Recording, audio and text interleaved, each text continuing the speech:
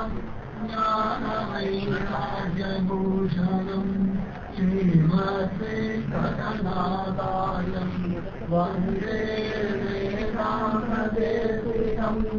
लक्ष्मीनाथसमारम्भाम् नादयामुनमध्यमाम् अस्मदाचार्यपर्यन्ताम् वन्दे गुरुपरम्पराम् यो नित्यमच्युतपदाम्बुजयुग्मरुग्म व्यामोहतस्फटितराणि ऋणाय मे अस्मद्गुरोर्भगवतोऽस्य दयैकसिन्धो रामानुजस्य चरणौ शरणं प्रपद्ये भूतं सरस्य महदाव्यपट्टनाद श्रीभक्तिसारकुलशेखर योगिवान् भक्ताग्निरेणुपरकालयतीन्द्रमस्वाम् श्रीमत्पराङ्गुसमुनिं प्रणतोऽस्मि नित्यम् नाम संकीर्तनं यस्य सर्वपापप्रणाशनं प्रणामो दुःखशमनः तं नमामि हरिं परम् वसुदेवसुतं देवं कंसचाणूरमर्दनं देवकी परमानन्दं कृष्णं वन्दे जगद्गुरुम् பொலிக பொலிக பொலிக போயிற்று வள்ளுயிர் சாபம் நலியும் நரகமும் நைந்தை நமனுக்கு இந்தி யாதொன்றும் இல்லை கலியும் கெடும் கண்டுகொன்மின் கடல் வண்ணன் பூதங்கள் மண்மேல் மலிய புகுந்து இதை பாடியாடி உழிதரக் கண்டோம். தாமுடரே தம் உள்ளம் உள்வுளதே தாமரை பூவுளதே ஏற்றும் பொழுதுண்டே வாமனன் திருமருவு தாழ்மருவு சென்னியர செல்வே அருநரகம் சேர்வது அரிது. பகவானிடத்துல பக்தி பண்றதுக்கு அற்புதமான திடம் வேணும், அத்தியாச்சரியமான விசுவாசம் வேணும். ரெண்டும் இருந்துடுத்துனா வாழ்க்கையில ஜெயிச்சுடலாம். பக்தி பண்றதுக்கு என்ன வேணும் என்ன இல்லைன்னு கேட்கிறார் ஆய்வா. இந்த பூலோகத்திலே பாரத பூமியிலே அத்தியுதமாக மனுஷ ஜென்மாவோட பிறந்துட்டோம் அப்படின்னா, அதுவும் கலியுகத்துல பிறந்துட்டோம் அப்படின்னு சொன்னா பகவான் அடைஞ்சே ஆகணுமே, எப்படி அடைய முடியாதுன்னு கேட்கிறான். தாம் உளரே தம் உள்ளம் உள் உளதே தாமரை பூ உளதே ஏற்றும் பொழுதுண்டே வாமனன் திருமருவு தாழ்மருவு சென்னியரே செவ்வே அருநரகம் சேர்வது எப்படி முடியும்? நரகம் சேர்றதுக்கான வாய்ப்பே இல்லையே, எப்படி முடியறது ஜனங்களாலேன்னு ஒரு கேள்வி கேட்கிறார். எல்லாரும் சொல்றாங்க ஐயோ நரகம் சேர்ந்துருவோமோன்னு பயப்படுற சமயத்தை சொல்றாரு, நரகம் சேர்றதுக்கு வாய்ப்பே கிடையாது. எப்படி இந்த ஜனங்கள்னாலே நரகத்தை நோக்கி போக முடியறதுன்னு ஒரு கேள்வி கேட்கிறார். அது எப்படி இப்படி கேட்கலாம் அப்படின்னா அதுக்கு அவர் காரணமும் சொல்றார். தாம் உளரே பகவான தியானம் பண்றது என்ன வேணும்? நம்ம வேணும், நம்ம தான் இருக்கோமே. நம்ம இல்லை அப்படின்னா பரவாயில்ல, இருக்கோம். தாம் உளரே ஏதோ இந்த ஜென்மாவில் இருக்குமா, பல ஆயிரம் கோடி ஜென்மாவா அழியாத ஜீவாத்மா நைனம் சிந்தந்தி சத்ராணி நைனம் தகதி பாவக நசைனம் சேத யந்தியாபோ ந சோஷயதி மாறுத்துகள்னு சொல்லி வெட்ட முடியாது, எரிக்க முடியாது, நினைக்க முடியாது, காற்றுனால உலர்த்த முடியாது, ஒண்ணும் பண்ண முடியாது. இது அப்பேற்பட்ட தாம் உளரே அப்பேற்பட்ட ஜீவாத்மா நம்ம இருக்கோமே. சரி, அடுத்தவா மூலமா தான் நமக்கு ஒரு பக்தியான அவசியம் இல்லை, நமக்கே இருக்கு. தாம் உளரே தம் உள்ளம் உள் உளதே. சரி, பகவான பக்தி பண்றது என்னடா வேணும்னா உள்ளுக்குள்ள மனசு வேணும், உள்ளம் வேணும். யார்கிட்ட கடன் வாங்கி ஒரு 10 நாளைக்கு உள்ளம் குடும்போல, ஒரு 10 நாளைக்கு மனசு குடும்பம்னு கேட்க வேண்டிய அவசியம் இல்லை. தம் உள்ளம் உள் உளதே, உள்ளுக்குள்ளேயே இருக்கு. என்ன ஆச்சரியம்! இல்ல இல்ல பக்தி பண்ண முடியலன்னு சொல்லிட்டு இருக்கோம், தப்பு காரணம் சொல்லிட்டு இருக்கோம், ஏமாத்தின்னு இருக்கோம். ஆழ்வார் தைரியமா சொல்றார், நான் சத்தியத்தை சொல்றது ரொம்ப தைரியம். தாம் உளரே தம் உள்ளம் உள் உளதே. பக்தி பண்ணணும், அந்த மனசு ஒரு 10 நாளைக்கு கடன் குடும்போல, ஒரு 1000 ரூபாய் கொடுக்குறேன் குடும்போல கேட்க முடியுமா? இங்க இருக்கு. இங்க இல்ல அப்படின்னா சரி பக்தி பண்ண முடியல விட்டுலாம். இங்க இருக்கு, பிறந்ததுல இருந்து கடைசி மூச்சு அடங்குற வரைக்கும் இங்க இருக்கு. அடுத்த வாழ்க்கை நம்ம கொடுக்கிறோமே ஒழிய அடுத்த யாரும் பிடிங்கிக்கிறதுல நம்ம மனச தாமுளரே தம் உள்ளம் உள்வுளதே. ஜடபரதுடைய மனசு முதல்ல ராஜாங்க விஷயத்துல இருந்தது, அப்புறம் பகவத் விஷயத்துல வந்து அப்புறம் மானிடத்துல போச்சு. அவர்கிட்டதான மனசு இருந்தது, வேற எங்கேயும் போலையே. தாம் உளதே தம் உள்ளம் உள் உளதே. தாமரை பூ உளதே. மனசும் நம்ம இடத்துல இருக்கு, நாமும் நம்ம கிட்டதான் இருக்கோம். சரி, பகவான் இடத்துல பக்தி பண்ணணும். அவன் தான் பத்திரம் புஷ்பம் பலம் தோயம் யோமே பக்தியா பிரயத்தீன்னு. இந்த புஷ்பம் வேணும். சரி, புஷ்பம் எங்கேயாவது இந்த உலகத்துல புஷ்பமே இல்லை அப்படின்னா எங்கேயோ இந்த பிரகிருதியை தாண்டி போய் ஒரு புஷ்பம் பறிச்சு கொண்டு வந்து பகவானுடைய திருவடியை சேர்த்திக்கணும்னா சரி, என்னால புஷ்பம் போட முடியாதுன்னு சொல்லலாம். தாமரை பூ உலகு. தாமரை புஷ்பத்து குறைச்சலே கிடையாது. எங்கெல்லாம் சேரு இருக்கோ ஜலம் இருக்கோ அங்கெல்லாம் தாமரை புஷ்பம் இருக்கு. தாமரை புஷ்பம் வேற ஒண்ணு வேண்டாம், கொஞ்சம் சேரு கொஞ்சம் ஜலம், இவ்வளவுதான் தேவை. அது வேற ஒண்ணுமே அவசியம் இல்லை தாமரை புஷ்பத்துக்கு. அது சிரேஷ்டமான தாமரை, பகவான் உகக்கும்படியான ஒரு தாமரை, அவ்வளவு சிரேஷ்டம். எத்த பத்மவனானிச்ச சொல்றா, எங்க தாமரை காடு இருக்கிறதோ அங்க ஸ்ரீஹரி இருக்கான். தாமுளரே தம் உள்ளம் உள்வுளதே தாமரை பூ உளதே. அவ்வளவு தாமரை புஷ்பம். தாமரை புஷ்பம் அவ்வளவு புஷ்பங்கள் இருக்கு. தாமரை புஷ்பம் இங்கதானே இருக்கு. எங்கேயோ பிரகிருதி மண்டலத்தை தாண்டி ஒரு ஜன்மாவை அவ்வளவு அழகா பணயம் வச்சாதான் இல்லையா, சாதாரண சமமே படாம தாமரை பூ இருக்கே. தாமுளரே தம் உள்ளம் உள்வுளதே தாமரை பூ உளதே. இது மூணு மட்டும் இருந்தா போதுமா? வேற என்ன வேணும்னா ஏத்தும் பொழுது உண்டே. பூஜை பண்றதுக்கு பொழுதும் இருக்கு. காத்தாலேந்து ராத்திரி தூங்குறதுக்கு எவ்வளவோ பொழுது இருக்கு. எல்லாரும் ஒரே சமயத்துல பூஜை பண்றது இல்லை. சில பேர் விடைய காலத்துல 3 மணிக்கு பண்றா, சில பேர் 3:30, சில 3:45, 4, 4:30, 4:45, 5, 5:30, 6, 6:30, 7, மத்தியானம் 1:30 மணி வரைக்கும் பூஜை நடக்கிறது. அது பகவான் அத்தனையும் ஏத்துக்கிறான். இந்த நேரத்துல பண்ணாதான்னு கிடையாது. அவாவாளுடைய காரியங்களுக்கு தகுந்த மாதிரி, இடத்துக்கு தகுந்த மாதிரி, சூழ்நிலைக்கு தகுந்த மாதிரி பூஜா விதிமுறைகள் மாறுது. நேரம் காலம் எல்லாமே மாறுது. ஏகாதசினா பூஜை கொஞ்சம் நேரம் ஆகிறது, மற்ற நாள்ல கம்மியா ஆகிறது, வெளியூர் போறோம்னா சீக்கிரம் ஆகிறது, காத்தால வேலை இருக்குன்னா இன்னும் கொஞ்சம் சுலபமா முடிச்சிடும். அதுதான் அவ்வளவு விசேஷமா. பகவான் இடத்துல இது என்னடான்னு கேட்டா எந்த நேரத்துல பண்ணாலும் பிரீத்தியோட பண்ணா ஏத்துன்றான். தாமரை பூவுறதே ஏத்தும் பொழுது உண்டு. அவ்வளோ பண்றான். ஒரு 5 நிமிஷம் எம்பெருமானுக்காக ஒதுக்க முடியாதா? எல்லாருக்கும் நேரத்தை ஒழுக்கிறோம். அம்மா அப்பா அண்ணன் தம்பி கணவன் மனைவி குழந்தை டிவி முதற்கொண்டு அது கூட ஒரு நேரம் ஒதுக்கிறோம். எல்லாத்துக்கும் ஒரு நேரம் ஒதுக்குறோம். வெளி விஷயங்கள் பாக்குறோம், ரிலாக்ஸ் பண்றதுக்குன்னு பாக்குறோம், வெளில போறோம், வெளியூர் போறோம், ஜனங்களை பாக்குறோம், ஒரு கல்யாணம், ஒரு காட்சி, பந்துக்கள் வரா போறோம்னா எல்லாத்துக்கும் நேரம் ஒதுக்குறோம். எம்பெருமான நேரம் ஒதுக்க முடியாதா? ஒதுக்கிறதுக்கு மனசு ஆசிரியர். பொழுது இருக்கு, பொழுது இல்லாம இல்ல. பொழுது பிறந்ததுலேருந்து கடைசி மூச்சு வரைக்கும் பொழுது இருக்கு. ஒதுக்கிறது நம்மிடத்துல இருக்கு. ஏத்தும் பொழுது உண்டு. இல்லைன்னு சொல்ல முடியாது, யாருமே சொல்ல முடியாது. யாருமே எனக்கு பொழுது இல்லை அப்படின்னு சொல்றான்னா பொய் சொல்றான்னு ஏமாத்திரம். அவ தன்னைத்தானே ஏமாத்திக்கா. பொழுது நிறைய இருக்கு. ஏத்தும் பொழுது உண்டு.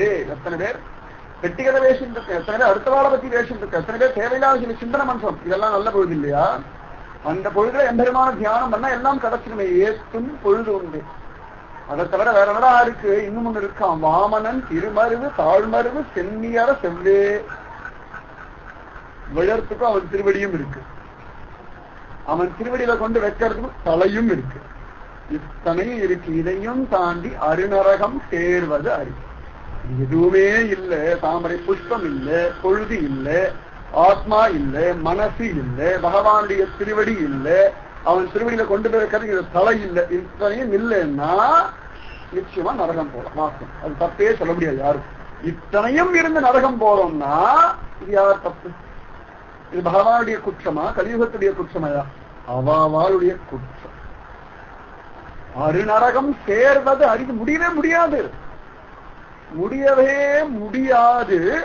ஆனா முடியாத ஒண்ணுக்கு ஜனங்கள் பிரயத்தனம் போராடும். நிறைய பேர் நினைச்சுட்டு இருக்கோம் பகவான் அடையிறது தான் பிரயத்தனம் பண்ணணும், பகவான் தியானம் பண்றதுதான் பிரயத்தனம் பண்ணணும், நாமசங்கீதம் பண்றது பிரயத்தனம் பண்ணணும், மோட்சம் அடையிறதுக்கு பிரயத்தனம் பண்ணணும். இதுக்கு பிரயத்தனமே பண்ண வேண்டாம். சுலபமா வந்துருமா. இந்த நரகம் போகணும்னா அதுக்குதான் இவ்வளவு பிரயத்தனம் பண்ணும். ஏன்னா பகவான் திருவடியை விட்டுட்டு இனி ஒருத்தர் திருவடியை போய் பார்த்துட்டு இருக்கு. பகவான் திருவடியில விழுறத காலத்துல வேற ஒருத்தர் காலில் விழணுமா. புஷ்பத்தை கொண்டு போய் பகவான் திருவடியில போடாம எங்கேயோ போடுறது. பொழுதெல்லாம் தேவையில்லாம பகவத் சிந்தனை பண்றது. அவ்வளவு பொழுது இருக்கிற சமயத்துல தேவையில்லாத விஷயங்களை சிந்தனை பண்றது. அவ்வளவு அழகா மனசு இருக்கு. மனசை கொண்டு போய் எங்கேயாவது கொடுக்கறது, நம்மளை கொண்டு போய் யாரிடத்தையும் ஒப்படைக்கிறது. இவ்வளவு பண்ணாதான் நரகம் போக முடியும். எல்லாத்தையும் பகவானத்தை கொடுத்தாச்சுன்னா மோட்சம் தான். இது சுலபமா? இது சுலபம். அருநரகம் சேர்வது அறி. பூதத்தாழ்வார் தன்னுடைய 2ஆம் திருவந்தாதியில சொல்லக்கூடியதான ஒரு பாசுரம். இந்த பாசுரம் கேட்ட பிறகு இதை பொழுது இல்லைன்னு சொல்லவே கூடாது. பக்தி பண்ண முடியலேன்னு சொல்லிட்டோம்னா பெரிய அவச்சார். தாமரை பூவுலகே ஏற்றும் பொழுதுண்டே வாமனன் திருமர். வாமனன் இருக்கான உலகளந்த பெருமாள். அவன் திருவடி எங்கேயும் போகல, இங்கேதான் வச்சிருக்கான பத்திரமா. ஸ்ரீமத் பாகவத்ல கூட சொல்ற பிரபோ பிரம்மதேவர் சொல்றார், பகவான பார்த்து ஸ்தோத்திரம் பண்ணும்போது சொல்றார், உன் திருவடின்ற அந்த கப்பத்தை வச்சிருந்து சம்சார சாகரத்தை தாண்டி போனால் இந்த மகானுபாவர்கள் இந்த ஜீவர்கள் மேல இருக்கிற கருணையினால உன் திருவடின்ற அந்த தெப்பத்தை அந்த கப்பலை எங்கேயே விட்டுட்டு போயிட்டா எங்களுக்காக. அது இல்லைன்னா தாண்ட முடியான்னு நாங்க சொல்லலாம். எங்க மேல இருக்கிற கருணையினால உன் திருவடின்ற இந்த மரக்கலம் இருக்கே, தெப்பம் இருக்கே, இந்த கப்பல் இருக்கே, இந்த ஓடம் இருக்கே, இங்க விட்டுட்டு போயிட்டான். அங்க ஏற வேண்டியது மட்டும்தான் பாக்கி. எல்லாம் தயாரா நிக்கிறது கரையில. யாரெல்லாம் ஏறாரோ அதெல்லாம் கொண்டு போய் அக்கறையில சேர்த்துடுறதான். அந்த மாதிரி உன் திருவடி இங்க இருக்கே, இதையும் தாண்டி இந்த ஜனங்கள் எப்படிதான் நரகம் அடைகிறார்களோன்னு பிரம்மதேவன் புலம்புறான் ஸ்ரீமத் பாகவதத்தில். அந்த அளவுக்கு பகவான் அவ்வளவு கருணாசாழன். வாமனன் திருமருவு தாழ்மருவு சென்னிய அதுக்கு தலையும் கொடுக்குறான் பயங்கரம்படியா. அருநரகம் சேர்வது அறி. கேட்கும்போது நன்னாத்தான் இருக்கு. ஆஹா சுலபமாத்தானே இருக்குன்னு தோன்றது. எல்லாம் கேட்கும் பொழுது இந்த 6:45 8:45 எல்லாம் நன்னாத்தான் இருக்கு. உள்ளுக்குள்ள கிடக்கணும், பக்தி பண்ணிடணும், நாமசிவம் பண்ணிடணும், சைத்தன்ய மகாபிரபு போல ஒரு ஆவிர்வாவம் வந்துடணும். அப்படி வெள்ள அப்படி போகாச்சு. அந்த கேள்வி பிரசாதம் வாங்கினு வாயில போட்ட உடனே கொஞ்சம் உப்பு அதிகமாகவோ கொஞ்சம் குளத்திலாவோ இருந்து எடுத்துனா போச்சு. இதெல்லாம் ஒரு பக்கம் தானா போயிடுறது. இருந்தாலும் கொஞ்சம் உப்பு அதிகமா போச்சுக்கலாம் வந்த உடனே அதடான்னு தோணி போயிடுறது. திரும்பி சொன்னாரு சடா இப்படி எல்லாம் தோன்றது, இவ்வளவு கதை சொன்னாரே அப்படின்னு தோணி போயிடுறதா. அந்த மாதிரி இந்த மனசு அப்படின்னு ஏமாத்துறதா. இந்த ஏமாற்றக்கூடிய மனசை ஏமாத்தாம பண்றதுக்குதான் பகவத் பக்தர்களுடைய அவதாரம். அதுக்காகத்தான் இந்த கௌராங்கம் மகாபிரபு அவதாரம் பண்ணான். விஸ்வம்பரன் ஒரு பேரன். விஸ்வத்துக்கே மிகப்பெரியவன். அவனால விஸ்வம்பரன் ஒரு பேர் வச்சுட்டா இந்த கௌர்ஹரி. கௌராங்க மகாபிரபு எல்லாரும் கௌர்ஹரி நிமாயி நிமாயி நிமாயின்னு கூப்பிடறாங்க, வேந்தேன்னு கூப்பிடுறாங்க. நம்முடைய பாவத்திற்கும் மமகாரத்திற்கும் அகம்பாவத்திற்கும் காமத்திற்கும் கோபத்திற்கும் லோகத்திற்கும் மதத்திற்கும் மோட்சத்திற்கும் வேந்து. பக்திக்கு அது கரும்புதான். பக்தி வந்துடுத்து, பிரேமம் வந்துடுத்து, வினயம் வந்துடுத்து, வைராக்கியம் வந்துடுத்து, ஞானம் வந்துடுத்துனா கரும்பு தித்திப்பான் நிமாய். நவதிவ ஜனங்கள் பாக்கியசாலி. அகோபாக்கியம் அகோபாக்கியம் நிஜமாவே ஏதோ பூர்வ ஜன்ம சுகிருத்தம். இல்லாட்டி கீகட தேசம்னு சொல்லப்படுகின்ற நவதீபத்திலே பிராமண ஜாதியில அற்புதமா பகவான் அவதாரம் பண்ற சமயத்திலே அவன் திருமேனி ரூபத்தை பார்த்துண்டு அவன் திருமேனி சௌந்தரியத்தை அனுபவிச்சுண்டு அவனுடைய விசேஷமான லீலைகளை ஸ்மரிச்சிருக்கக்கூடிய பாக்கியம் எல்லாருக்கும் கிடைச்சிடுமா. ஏதோ பல ஆயிரம் கோடி ஜென்மாவுடைய தபசு அந்த பிராமண வம்சத்துல பிறந்தவர்களுக்கு கிடைச்சிருக்கான். ஆனந்தமா இந்த நிமாயி ஒவ்வொரு நாளும் விதவிதமான லீலைகள் பண்ணிண்டே இருக்கான். சசிமாதா ஒவ்வொரு நாளும் விதவிதமான லீலைகளை ஸ்மரிச்சுட்டே தூங்குறாளாம். ராத்திரி பொழுது ஆயிடுத்து அப்படின்னா படுத்துப்பாளாம். இந்த பையன் இப்பதான் பிறந்த மாதிரி இருக்கு, எத்தனை அட்டகாசம் பண்றான், எத்தனை லீல பண்றான்னு சொல்லி ஒவ்வொரு நாளும் இதையே ஸ்மரிக்கிறாளாம். அதனாலே ஸ்மரிக்கணும். சத்சங்கம் கேட்கிறோம் அப்படின்னா கேட்டதோட இல்லாம இந்த கிரயத்துக்குள்ள அப்படியே அசை போடணும். அந்த மாடெல்லாம் பார்த்தோம்னா முதல் நிறைய புல்லு வேஞ்சிடும். அதுக்கப்புறம் ஒரு இடத்துல தேவேன்னு உக்காந்து அப்படி அசை போட்டுன்னு இருக்கணும். பரிசுத்த மகாராஜா அசை போடுறதுக்காக மோட்சத்துக்கு போனான். 7 நாள் கடகடன் திணிச்சுட்டா. சுகபுரம் மகிழ்ச்சி 7 நாள்ல பாகவதம் முழுக்க வயலுக்கு திணிச்சுட்டா. அவன் பார்த்தான் நல்லா அசை போடணும், யாரும் டிஸ்டர்பே பண்ண முடியாத ஒரு இடம்னு பார்த்தா வைகுண்டம். அங்க போய் உட்காந்து அசை போடலாம்னு சொல்லி கிளம்பி போயிட்டான். அதுக்காக தான் மோட்சத்துக்கு போனான். உயிர் வேற ஒன்றும் இல்லையா. மோட்சத்துல போயும் இவர் சொன்ன அந்த பாகவத கதைய ஸ்மரிச்சுட்டானே ஒழிய வேற என்ன பண்ணான். அற்புதமான பரிசுத்த மகாராஜா. அந்த மாதிரி இந்த சசிமாதா ஒவ்வொரு நாளும் ராத்திரி படுத்துக்கும் பொழுது இந்த நிமாயுடைய விதவிதமான ஆச்சரியமான லீலைகளையே தியானம் பண்ணிட்டு படுத்துக்கிறார். எதையும் தியானம் பண்ண வேண்டிய அவசியம் இல்லை. ஜென்மா போயிட்டு இருக்கு. அழுதே பல பகலும் எத்தனையோ பகல் போயாச்சு, எத்தனையோ ராத்திரி போயாச்சு, எத்தனையோ கற்பனைகள், எத்தனையோ மனக்கோட்டைகள். அடுத்த நாள் காதல் இதை பண்ணிடுவோம், அதை பண்ணிடுவோம், அப்படி பண்ணிடுவோம், இப்படி பண்ண எல்லாம் நினைக்கிறோம். ஆனா ஒன்னும் பண்றது இல்லைன்றதான் சத்தியம். எதை பண்ணணும்னு நினைக்கிறோமா பண்றது இல்லை, எதை பண்ண வேண்டாம் நினைக்கிறோம் அது கட்டாயம் பண்ணியே தீரும். அதனால இப்படியே தானே பயணிச்சிருக்கு. அதனால ராத்திரியோ பகலோ எப்பொழுதெல்லாம் நேரம் கிடைக்கிறதோ பக்தாளுடைய ஸ்மரணம் நம்முடைய தேவை. இந்த பக்தர்களை ஸ்மரிக்காததுனாலதான் இந்த காலகட்டத்துல பார்த்தோம்னா பகவான பரிபூர்ணமா நம்மளால அனுபவிக்க முடியறது இல்லை. பரிபூர்ணமா அனுபவிக்கணும்னா பக்தால ஸ்மரிச்சு ஆகணும். அந்த மாதிரி இந்த சசிமாதா பாக்கியவதியாச்சு.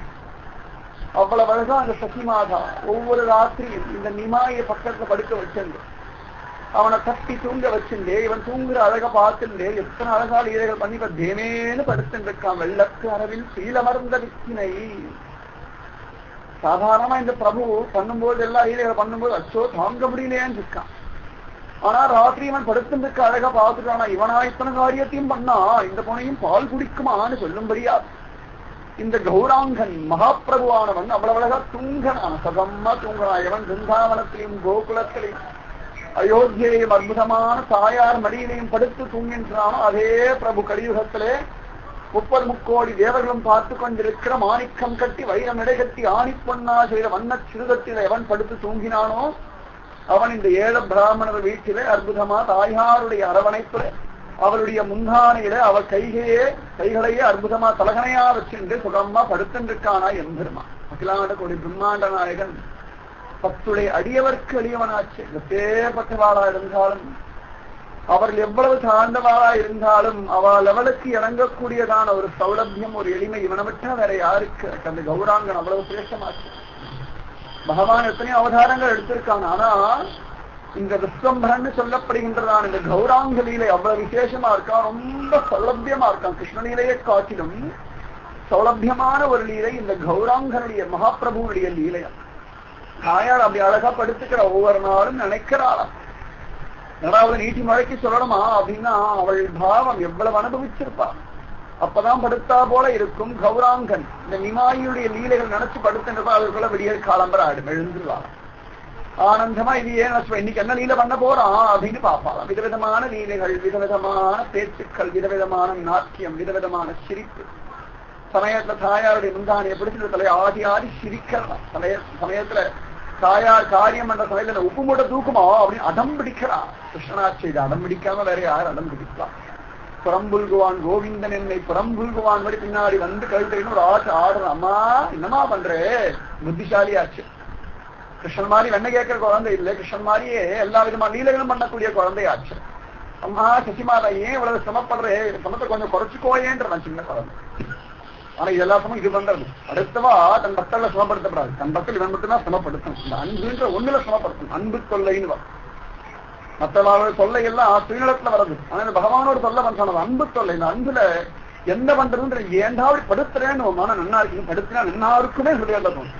இந்த குழந்தை திடீர்னு பார்த்தா அப்படி கோல கட்டிட்டு இப்படி அட்டகாசம் பண்ணிட்டுனா ஒரு பொய் கோபத்தோட அம்மா திட்டுவா. ஏண்டா அப்படி படுவா? படிச்சு தொலைய கொஞ்ச நேரம் கீழே உட்கார. உன்னை தூக்கினாலும் அலைய முடியலன்னு அம்மாவுக்கு தூக்கிட்டு சுகமா நடக்கிறது சுகமா தானே இருக்கும். அந்த மாதிரி இந்த எம்பெருமான் தன்னுடைய பக்தர்களை தான் படுத்துவான். அடுத்த யாரும் படுத்தப்பட மாட்டான்.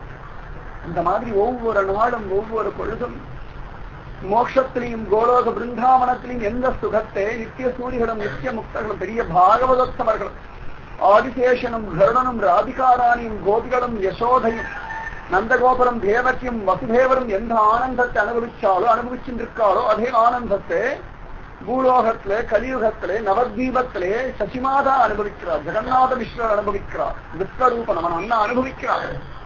எல்லாரும் பரமானந்தத்தை தலைக்கிறார்கள். அவ்வளவு சுகம்.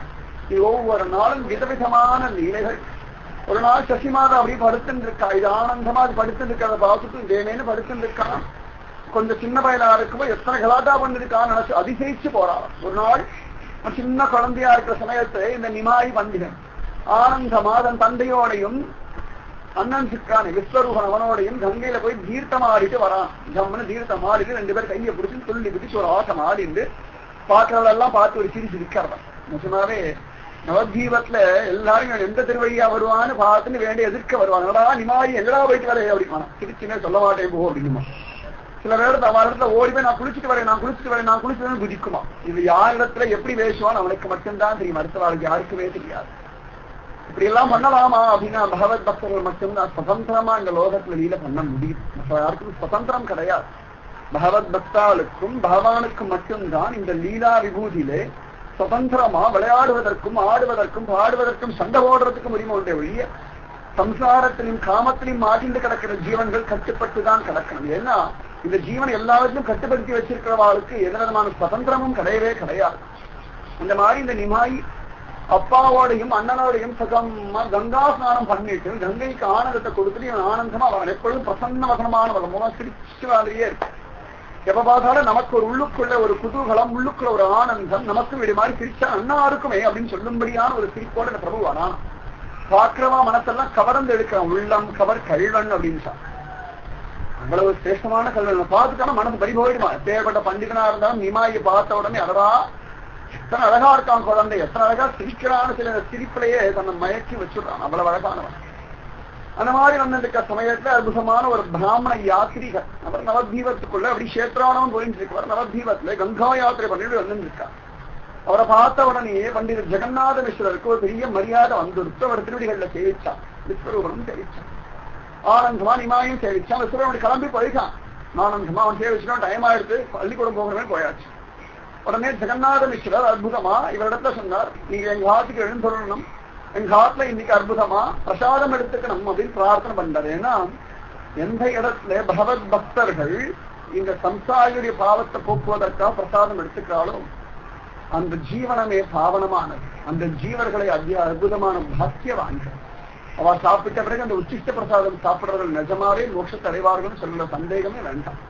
கோணகம் செய்த சேடம் தருவரேல் புனிதமன்றே தொண்டடி புடியாழ்வார் தன்னுடைய திருமாலையில சொல்லும் பொழுது சொல்றார், மகா பாவியான ஊனகாயினர்கள் செய்யும் ஊனகாரர்களே ஆயினும் மகா பாவமான காரியங்களே பண்றவாளா இருந்தா கூட பகவான் சத்தியமானவன், பகவான் ஒருவன் தான் நிரந்தரமானவன் யார் சொல்றானோ அவன் சாப்பிட்ட உச்சிஷ்ட பிரசாதம் நிஜமாகவே சேஷ பிரசாதம் தான்.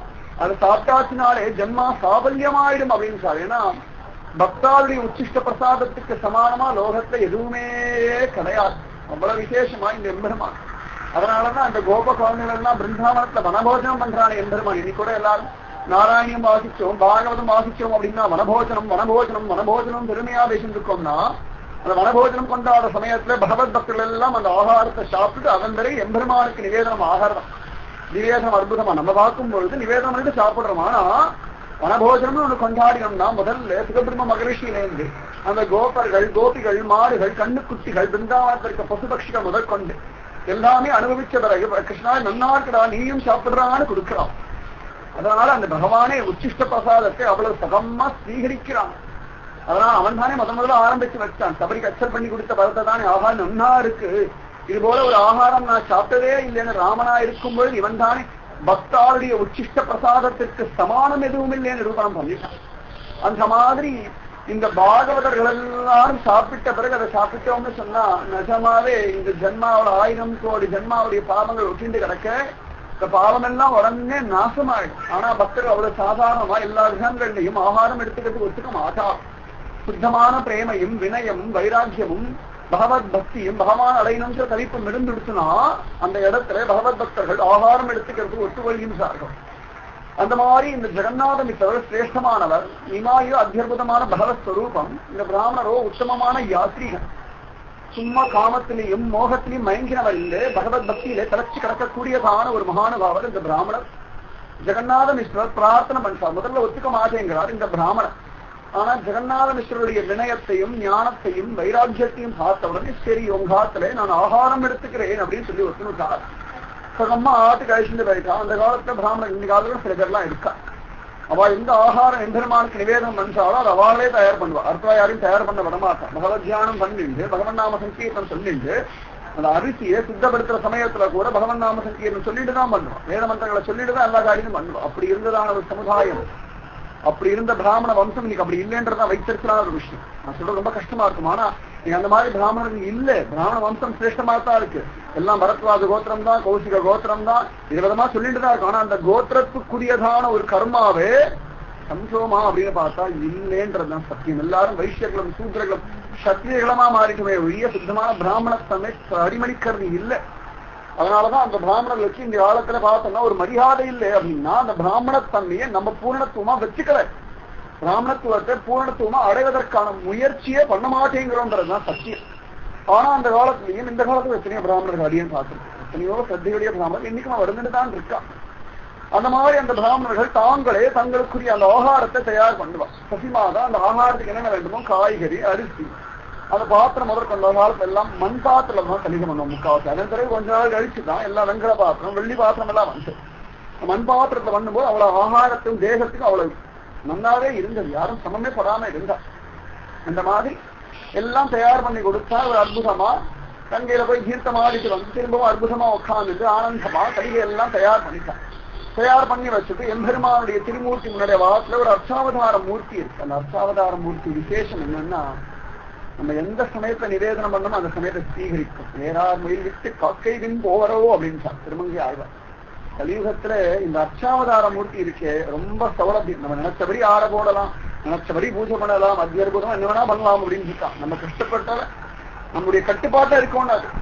அந்த மாதிரி ஒரு அற்புதமா புருஷசுத்த மந்திரம் எல்லாம் சொல்லி பகவான பிரார்த்தனை பண்ணி, எம்பெருமானே என்னால முடிஞ்ச ஆகாரத்தை நீ உனக்கு சமர்ப்பணம் பண்றேன், நீ ஸ்வீகரிக்கணும் அப்படி பிரார்த்தனை பண்ணி மானசீகமா உத்தமமாவே பிரார்த்தனை பண்ணி பகவானுக்கு நிவேதனம் பண்ண. மனசு பிராதான்யம். நிவேதனம் பண்ணும் பொழுது மனசு அப்படியே பகவான் ஸ்வீகரிக்கின்றான் அந்த பாவத்திலேயே இருக்க. கொஞ்சம் கூட மாறப்படாது. கொஞ்சம் மாறிட்டாலும் பகவான் ஸ்வீகரிக்கிறது இல்லை. அப்படியே அந்த பாவம் வருமா அப்படின்னா சத்குரு கிருபை இருந்தாலும் சத்குருடத்துல திருட விசுவாசம் இருந்துருக்குன்னா சத்தியமா வந்தே ஆகணும், எல்லாரும் சந்தேகமே வேண்டாம். அந்த மாதிரி ஒரு ஆனந்தமா மானசீகமா பிரார்த்தனை பண்றா. எப்படி துருவனும் சபரியும் திரௌபதியும் குச்சேலனுடைய மனைவியும் வித்தனுடைய மனைவியும் வித்திரனும் கோபர்களும் கோபிகளும் எவ்வளவு அழகான பிரார்த்தனை பண்ணி எம்பெருமானுக்கு நிவேதனம் பண்ணாலோ அதே போல இந்த பிராமணரும் கலியுகத்துல அதே பாவத்துல எம்பெருமானுக்கு நிவேதனம் பண்றார். நிவேதனம் பண்ணி கண்ணை திறந்து பார்க்கிறார், நிமாயி உட்கார்ந்து சாப்பிட்டு பகவானுடைய நிவேதனத்துக்கு அள்ளி அள்ளி அள்ளி முழுங்கின்னு அப்படி கையை ஓங்கி நான் ஓடி போயிடுது.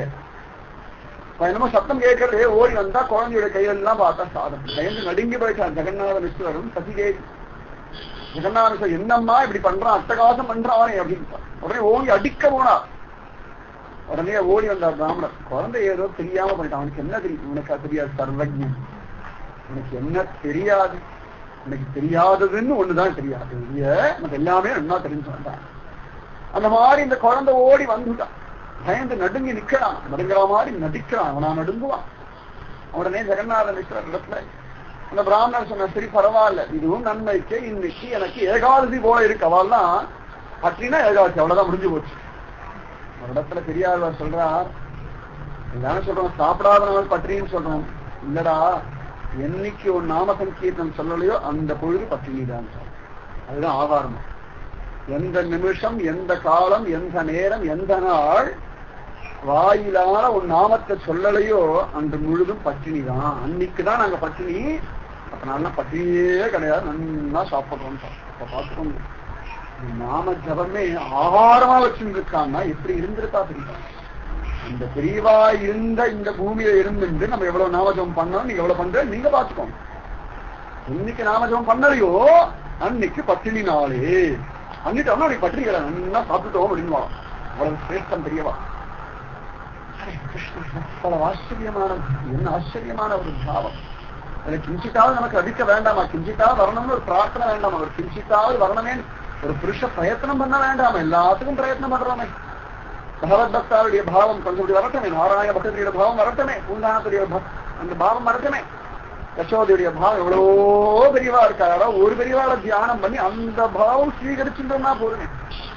நமக்கு எல்லாரும் முன்மாதிரியா உதாரணமா வாழ்ந்துட்டு போயிட்டா, யாராவது ஒருத்தரை பிடிச்சிட்டு அந்த பாவம் நமக்கு லபிக்கட்டவே நினைச்சாலே போதும். வேற ஒண்ணும் பண்ண வேண்டாம். அப்படி மாதிரி ஒரு பாவம் நடத்தமே. அம்பாவம் இல்லாம எந்த பாவம் இருந்தாலும் ஒரு சக்தி தான். அந்த மாதிரி இவர் சொல்லிட்டா பரவாயில்ல, இன்னைக்கு ஏகாதசி போல இருக்குன்னு சார். இதுவும் ஜெகநாத இருக்கிற கண்கள்லாம் கண்ணீர் வழிய மன்னிக்கணும். குழந்தை ஏதோ பண்ணிட்டான், நீங்க வேணா மகானுபாவர், சத்தியமா சந்தேகமே இல்லை. உங்களுக்கு எல்லாம் ஆகாரம் பெரிய விஷயம் இல்லை. ஆனாலும் எங்க ஆத்ம திருப்திக்காக தயவு செய்து திரும்பியும் நீங்க ஆகாரம் தயார் பண்ணி ஸ்வீகரிக்கணும்னு சொல்லிட்டான். உடனே பக்கத்தாவது இருக்க ஜனங்கள்லாம் ஆமா ஏற்பட்ட மகானுபாவர் உற்சவர், நீங்கள் திரும்பியும் பண்ணணும் அப்படின்னு. சரி, இவருடைய அன்பு வார்த்தையை தட்ட முடியல. பகவத் பக்தாலும் பகவானும் அன்புக்கு வசப்பட்டார், எதற்கும் வசப்படவே மாட்டான். யாரிடத்திலே பரிபூர்ணமான சுத்தமான அன்பு காண கிடைக்கிறதோ அவர்களிடத்திலே அப்படியே தங்களை அடிமையாக்கிடுறார். பரிசுத்த மகாராஜாவுக்கு அப்படி ஒரு அன்பு இருந்ததுனாலதான் சுத்தபெருமாவுக்கு 7 நாள் ஒரு இடத்துல உட்காந்து உட்காருவாரா? உட்காரக்கூடிய மனுஷனா அவர் சாதாரணப்பட்டவரா இல்லையே. பரிசுத்த மகாராஜாவுடைய அன்பு உட்கார வச்சுட்டு ஆணி அடிச்சா மாதிரி உட்கார்ந்து இருக்கார். அந்த மாதிரி வாழ்லாம் பிரார்த்தனை பண்ண உடனே அந்த பிராமணர் திரும்பியும் போய் கங்கையில தீர்த்தமாடி திரும்பவும் ஆகாரம் எல்லாம் தயார் சந்தியாகாலம் ஆயிடுச்சு. அவ்வளவு அழகா 2வது வாட்டியும் ஆகாரம் தயார் பண்ணி அழகா நிவேதனம் பண்ணலாம் அப்படின்னு சொல்லி திரும்பி ஸ்ரத்தையோட பண்ண 2வது வாட்டி நிமாயி வந்தா நிவேதனம் எடுத்து வாயில் போட்டு சாப்பிட்டு 2வது தடவையும் வந்து உடனே அவர் நடுங்கிட்டார். என்ன பண்றது ஏது பண்றது சரி இவரும் கொஞ்சம் பொறுமையோட இருந்தார். திரும்பி என்னடா பயரேன்னு ஒரு கத்து காத்தினார். போச்சு திரும்பியும் ஜெகநாத் ரொம்ப இழுத்து அடிக்கலான்னு போயிட்டார். உடனே அவர் சொல்லிட்டார், என் மேல் ஆணை இந்த குழந்தை நீங்க தொடப்படாதுன்னு அடிக்கவே படாதுன்னு கேட்டார். அவருக்கு என்ன பண்றதுங்கிற அவசியம் பரவாயில்ல, இன்னைக்கு பகவத் சங்கல்பம் இவ்வளவுதான் போடாது. பகவானுக்கு இன்னைக்கு நான் இப்படி இருந்தா தான் ஆனந்தம்னா எனக்கும் அது ஆனந்தம் வரது அப்படியே ஏற்றுக்கக்கூடிய தெரியவாகும். அதுக்குள்ள இந்த விஸ்வரூபன் வந்துட்டான், இந்த கௌராங்கனுடைய அண்ணன் வந்துட்டான். அவன் விஷயத்தெல்லாம் கேள்விப்பட்டான். அவர் திருவடியில போய் அப்படி விழுந்தான், கையை கூப்பி நின்றான். தயவு செய்து இந்த குழந்தை பண்ண தப்புக்காக நான் மன்னிப்பு கேட்டுக்கிறேன். இந்த குழந்தை கொஞ்சம் குறும்புதான், ஆனா அடுத்தவங்க அவங்க இடத்த கேட்கறது ரொம்ப பயப்படுறான். ரொம்ப பெரியவா, உங்களுக்கு எந்த விதமான ஆகாரம் அவசியம் இல்லை, இருந்தாலும் எங்களுடைய பிரார்த்தனையா இன்னொரு தடவை நீங்க ஆகாரம் தயார் பண்ணணும். என்ன ஒரு சொன்னா, இல்லப்பா இது பழக்கமானதுதான், நான் அப்படி காடு மாலையெல்லாம் அப்படி அளந்துட்டு இருப்பேன். சில நாங்கள் எதாவது கிடைக்கும், சில நாள் ஒன்றும் கிடைக்காது, சில நாள் ஏதாவது கலங்கு, சில நாள் ஜலம், இவ்வளவுதான் ஆகாரம் இருக்கும். அதனால ஒரு நாள் ஆகாரம் இல்லைன்றதான் ஒரு பெரிய விஷயம் கிடையாது அப்படின்னு சார் அந்த கையை கூப்பிட்டு தழுதழுத்த குரல். விஸ்வரன் ரொம்ப வினயத்தோடையவன், பெரிய ஞானி. உங்களுக்கு ரொம்ப இதெல்லாம் சாதாரண விஷயம். நீங்கெல்லாம் தேகத்து மேல அபிமானத்தையே பெற்றவர்கள், ஆனா எங்க மேல ஒரு கருணை பண்ணி எல்லாருடைய மனசு ரொம்ப வருத்தப்பட்டு ஏற்பட்ட ஒரு பிராமணருக்கு இப்படி கஷ்டம் கொடுத்துக்கவே மனசு கடந்து அடிச்சுக்கிறது. எங்க மனசோடைய ஆனந்தத்துக்காக நீங்க திரும்பியும் ஆகாரம் தயார் பண்ணணும். இந்த தடவை இவனை பார்த்துக்க வேண்டியது என் பொறுப்புன்னு ஏற்றணும். சரின்னு அவர் சரி நீ போய் கங்கை தீர்த்தமாடி திரும்பி அதுக்குள்ள ராத்திரி ஆயிடுச்சு. எல்லாம் தயார் பண்ணி அந்த மாதிரி விறகடுப்பாச்சு எல்லாம் தயார் பண்ணி சதிமாரா அவள் ஆகாரம் எல்லாம் எடுத்து இருந்துட்டா. இந்த குழந்தைய கொண்டு போய் ஓரத்தோடு படுக்க வச்சா நன்னா தூங்கிட்டு இருந்தான். ராத்திரி ஆயிடுத்து அபாரா, இனிமேல் ஒரு பிரச்சனையும் இல்லைன்னு சொல்லி திரும்பியும் அதே ஸ்ரத்தையோட அதே வினயத்தோட கொஞ்சம் கூட மனசுல அகம்பாவம் இல்லாம, ஏன்னா 2 தடவை பண்ணோம், 3வது தடவை நான் பண்றேன் அகம்பாவம் மனுஷாருக்கு ஒரு பெரிய கஷ்டம். ஒரு காரியம் பண்றோம் அப்படின்னா திரும்பி அது முழுமையா முடிக்கிறதே கிடையாது. அந்த காரியத்தையே திரும்ப திரும்ப முயற்சி பண்ணும்போது ஒரு அகம்பாவம் வந்துடும். அதுதான் பெரிய கஷ்டமே. ஏதோ பண்ணி முடிச்சு ஒரு அகம்பாவம், அதுவே நியாயம் இல்லை. நம்ம ஒரு காரியம் ஒழுங்கா பண்ணல, 2வது வாட்டி முயற்சி பண்றோம், 3வது வாட்டி முயற்சி பண்றோம், அப்ப யாரும் பண்றதில்ல, நான் பண்றேன் ஒரு அகம்பாவம். அதுதான் வரப்படாது. எந்த ஒரு காரியத்திலையும் எந்த ஒரு சமயத்திலையும் அகம்பாவம் மட்டும் வரவே படாது. சூரியன் அவ்வளவு கர்மா பண்ண அகம்பாவப்படுறாரா? பூமி அத்தனை தாங்கின்னு இருக்கா, அவன் அகம்பாவப்படுறாளா? காட்சி எவ்வளவு பேருக்கு அனுகிரகம் பண்றா, அகம்பாவப்படுறா. அவளை அகம்பாவட்ட தாங்குமா? ஒருத்தர் தாங்க முடியாது. அக்னி இருக்கு, பூமி இருக்கு, ஆகாசம் இருக்கு, சந்திரன் இருக்கு, சூரியன் இருக்கு, நட்சத்திரங்கள் இருக்கு. இதெல்லாம் பண்ணாத ஒண்ணுதான் நம்ம ஒண்ணு பண்ணலாம். ஸ்ரத்தையோடைய கர்மயோகம் யம தர்மராஜா அத்தனை பேருக்கு இருக்கோமே, அத்தனையும் தாண்டி அவர் கர்மா பண்ணிட்டு இருக்காரு. ஆனா நம்ம எல்லாம் பண்றதெல்லாம் ஒன்னும் கர்மத்தின்னு சேர்த்தியே ஆகல. இன்னும் கர்மயோகினா யாருமே ஆகல இல்ல. கர்மண்யேவ அதிகாரத்தே மகாபலேஷு கதாசனா எதுவும் பண்ணல. நம்முடைய தேவைக்கு நம்ம சுகப்படுறதுக்காக தான் பூஜை, புனஸ்காரம், ஆராதனை, நாம சங்கீதம் எல்லாம் வந்து பக்திக்காக. பக்தி நல்லா வரணும்னா ரொம்ப கஷ்டம். கஷ்டம்னா என்ன? அந்த அளவுக்கு ஸ்ரத்த வேணும். கஷ்டமே எதுவும் கஷ்டம் இல்லையே, ஸ்ரத்த வேணும், ஆசை. அதனால அகம்பாவம் மட்டும் வேண்டாம். ஒரு 3வது தடவையும் பண்றா, சில இடங்கள் 4வது தடவையும் சொல்றான், 3வது தடவையும் பண்றா, அப்பயும் அதே வேணும். பெருமானே என்னமோ தெரியல, அடியானுக்கு 2 தடவை அகம்பாவம் இருந்தது போல இருக்கு, அதனால நீ ஸ்வீகரிக்க முடியல. இந்த குழந்தை வந்து எடுத்துட்டான், இந்த தடவையாவது நீ ஸ்வீகரிக்கணும்னு ஒரு பிரார்த்தனை பண்ணான். அப்படியே கண்ணை மூடி பிரார்த்தனை பண்ணிட்டே இருக்கா. பகவான் சங்கு சக்கரம் கதா பத்மபாணியார் ஒரு காட்சி கொடுத்தார். நிமாயுடைய கிரகத்திலே பகவான் சாட்சாத் அற்புதமான விஷ்ணு ரூபத்தோட சங்கு சக்கரம் கதை பத்மத்தோட குருவாயூரப்பனை போல ஒரு காட்சி. நம்ம கொழுக்கு முழுக்க அப்படியே பார்த்துட்டு இருக்கா, அப்படியே மனக்கல்ல பார்த்துட்டு இருக்கார். ஞானக்கல்ல திவ்யம் ததாமி கேசக்ஷு, திவ்யமான நேத்திரங்கள்ல எம்பெருமான பாதாதி கேசம் கேசாதி பாடு, செந்தாமரை பாதங்கள், செந்தாமரை கைகள், செந்தாமரை கண்கள், செங்கனிவாயோட எம்பெருமான ஒரு காட்சி கொடுக்க. அவ்வளவு சுத்தம். ஏன் வர்ணிக்கலையே அப்படின்னா 4 திருக்கையை காட்டிலும் 2 திருக்கையாக்க நிமாயி அழகம் தான், அதனால வர்ணிக்கல. அவ்வளவு அழகா ஒரு காட்சி கொடுத்துட்டான். உடனே பார்த்தா 4 கை 8 கையா மாறிடுத்தான். அந்த 2 கையில அழகா புல்வாங்களை வச்சுட்டு வேணுகானம் பண்ணிட்டான் இருந்துருந்தான். இன்னும் 2 கையில என்னன்னா, ஒரு கையில வெண்ண பானை, ஒரு கையில வெண்ணெய் எடுத்து மன்னாளுக்கு ராஜகோபால வலிச்சு வலிச்சு வலிச்சு வலிச்சு இன்னும் முகப்பண்ணா நின்று வெண்ணத்தாழிய வச்சுட்டு சகமா வலிச்சு வலிச்சு வலிச்சு வலிச்சு முழுங்கா. உடனே அப்படியே பார்த்துட்டு சிரிக்கலாம். பிரபோ, ஆஹா வந்துட்டியே, பிரார்த்தனைக்கு அற்புதமான பலன் கிடைச்சு விடுத்தேன். என்ற பயிலே 3 வாட்டி நீதானே ஸ்ரத்தையோட கூப்பிட்டு, 3 வாட்டியும் நான் தானே வந்தேன், நீதானே அடிச்சு வரட்டினேன்னு சார். தூக்கி வாரி போட்டு நீயா வந்து டாக்டர் குழந்தைதானே வந்தான். நான் வேற அவன் வேற நினைச்சிருக்கியோ, இமாயியே வேற வேஷம் போட்டு வந்திருக்கு. ஏன்னா 5 ரூபாய்ல வந்தாதான் ஜனங்கள் ஏற்றுக்கிறான். ஏன்னா பண்டிதர்கள் சாஸ்திர வாங்க வைக்கல, இப்படிதான் இருந்தாத்தான் பகவான்னு சொல்லிடுவாங்க. அதே துக்காராம் நாமதேவர் இடத்தான் போய் 4 கையோட இப்படி எல்லாம் வராது, வந்தா பன்றிநாதனா வா. 4 சங்கு சக்கரம் கதை பத்மம் எல்லாம் உன்னுடைய வைகுண்டத்தோட மூட்டை கட்டி வச்சுக்கோ. இந்த பக்கம் அந்த ரூபம் வேண்டாம், ஜாகிரதா. ஆனா இந்த மாதிரி சாஸ்திரத்துல இருக்கவா, இந்த பிரமாணங்களை படிச்சவா, வேதாந்தங்களை கரைச்சு கொடுத்தவா, இதுதான் ரூபம்னு ஒரு முடிவு பண்ணி வச்சிருக்கா. எனக்கு அதுதான் வேணுமா. யார் எப்படி எம் வாபி ஸ்மரன் பாவம் மாதிரி அந்தந்த ரூபத்தை அவன் தியானம் பண்ண அதே அடைகிறார்கள் சொல்லுவோம். அதே போல அவன் என்ன தியானம் பண்றாலும் அந்த ரூபத்துல இவன் கிருப பண்றான். அந்த மாதிரி பண்ணிட்டு எவ்வளவும் சொல்லி முடிச்சு உடனே நிமாயுடைய ரூபத்தை எம்பெருமான் தரிச்சுட்டான். உடனே அவருக்கு தூக்கி வாரி போடுறா. பிரபோ, நீயா இந்த இடத்துல குழந்தையா இருக்க, என்ன ஏன் இப்படி விளையாடின்னு இருக்கேன்? நான் எனக்கு ஆசையா இருக்கு. சசிமாதாவும் ஜெகநாத மிஷனும் அப்படி ஒரு பக்தி பண்ணிருக்கா. இந்த லோகத்தை உத்தாரணம் பண்றதுக்காக அவதாரம் பண்ணிருக்கேன். என் அவதாரம் லோகத்தை உத்தாரணம் பண்றதுக்கு என்ன ஞாபகம் வச்சுக்கோ நீ. அதனாலே ஆனந்தமா இதையே தியானம் பண்ணணும். ஜென்மா சாபல்யம் ஆயிடுச்சு, என்ன வர வேணும்னா உடனே கை கூப்பிட்டார். இந்த ரூபம் நிக்கிற கண்ணாடி ஒரு குழந்தையா நிக்கிற, செந்தாமரை பாதங்கள், செந்தாமரை கைகள், செந்தாமரை கண்கள், செங்கனி வாயோட ஒரு கௌர வர்ணத்தோட பட்டு சொக்காயெல்லாம் போட்டு சுருசுருவான கேசத்தை ஒரு குறும்பு பயலா ஒரு கௌராங்கனா நிமாயா நிக்கிறியே. இந்த ரூபம் 1000 கோடி ஜென்மா என் ஹிருதயத்தை இருந்துட்டே இருக்கான். வேற ஒண்ணு எனக்கு வேண்டாம்.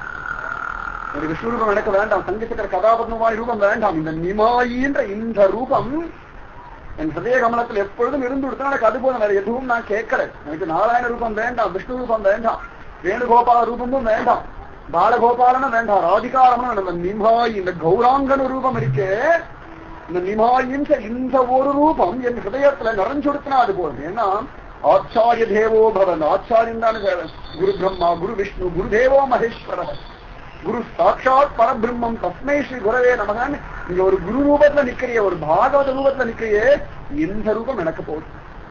எனக்கு ஒரு கிருஷ்ண ரூபம் வேண்டவே வேண்டாம். நீ நிமாயின் ஒரு ரூபத்தை எடுத்து கலியுக அவதாரமா இருக்கிய, இந்த கலியுகத்துடைய அவதாரமாகவே என் ஹிருதயத்துல நீங்காம இருந்து சொன்னா எனக்கு அது போதும், வேற ஒண்ணுமே வேண்டாம். உடனே பரம சந்தோஷமா தாவா இந்த ஆனந்தம் எல்லாருக்கும் சொல்லணுமே நினைச்சார். உடனே பகவான் சொன்னா யாருக்கும் சொல்லப்படாத கையில ஜாக்கிரதை. சொன்னையோ உள்ளுக்குள்ள மறைஞ்சு போயிடுவேன், மறைச்சுவான். நிமாயா நம்ம குறும்பு எல்லாம் இந்த ரூபத்தை நீ தியானம் பண்ணலாம், நான் சாட்சாத் பகவான் யாருக்கும் சொல்லப்படாது, நீ அனுபவி. ஏன்னா அஸ்வத்தியுடையவர் நிறைய பேர் இருக்கா, பராமையுடையவர் நிறைய பேர் இருக்கா, அகம்பாதை நிறைய பேர் இருக்கா. யாருக்கு எந்த சந்தர்ப்பத்துல நான் பகவான் நிரூபணம் பண்ணணுமோ அந்த சமயத்துல மட்டும்தான் நிரூபணம் பண்ணுவேன், மற்ற யாருக்கும் நீ சொல்லப்படாது விட்டார். உடனே அப்படியே ஆகட்டும் விட்டார். அதே நரசிம்ம பிராமணர் கண்கள் ஆனந்த பாஷம் மயிர்கால்கள் குத்திண்டு கலகாபுரியம் குதிக்கிறார். என்ன வயசான பிராமணர் தான், வேற வேதாந்தங்களா கரைச்சு கொடுத்தவர் தான். வேற வேதாந்தங்கள் எல்லாம் எம்பெருமான பார்த்து பரமானந்தம் அனுபவிக்கிறது தானே. பரமானந்தம் அனுபவிச்ச பிறகு ஆட்டம் பாட்டம் கொண்டாட்டம் தான். அப்போ உட்காந்து தியானம் பண்ணி சின்முதலாம் தோணாது. அந்த உள்ளுக்குள்ள ஒரு துள்ளல் வரும்.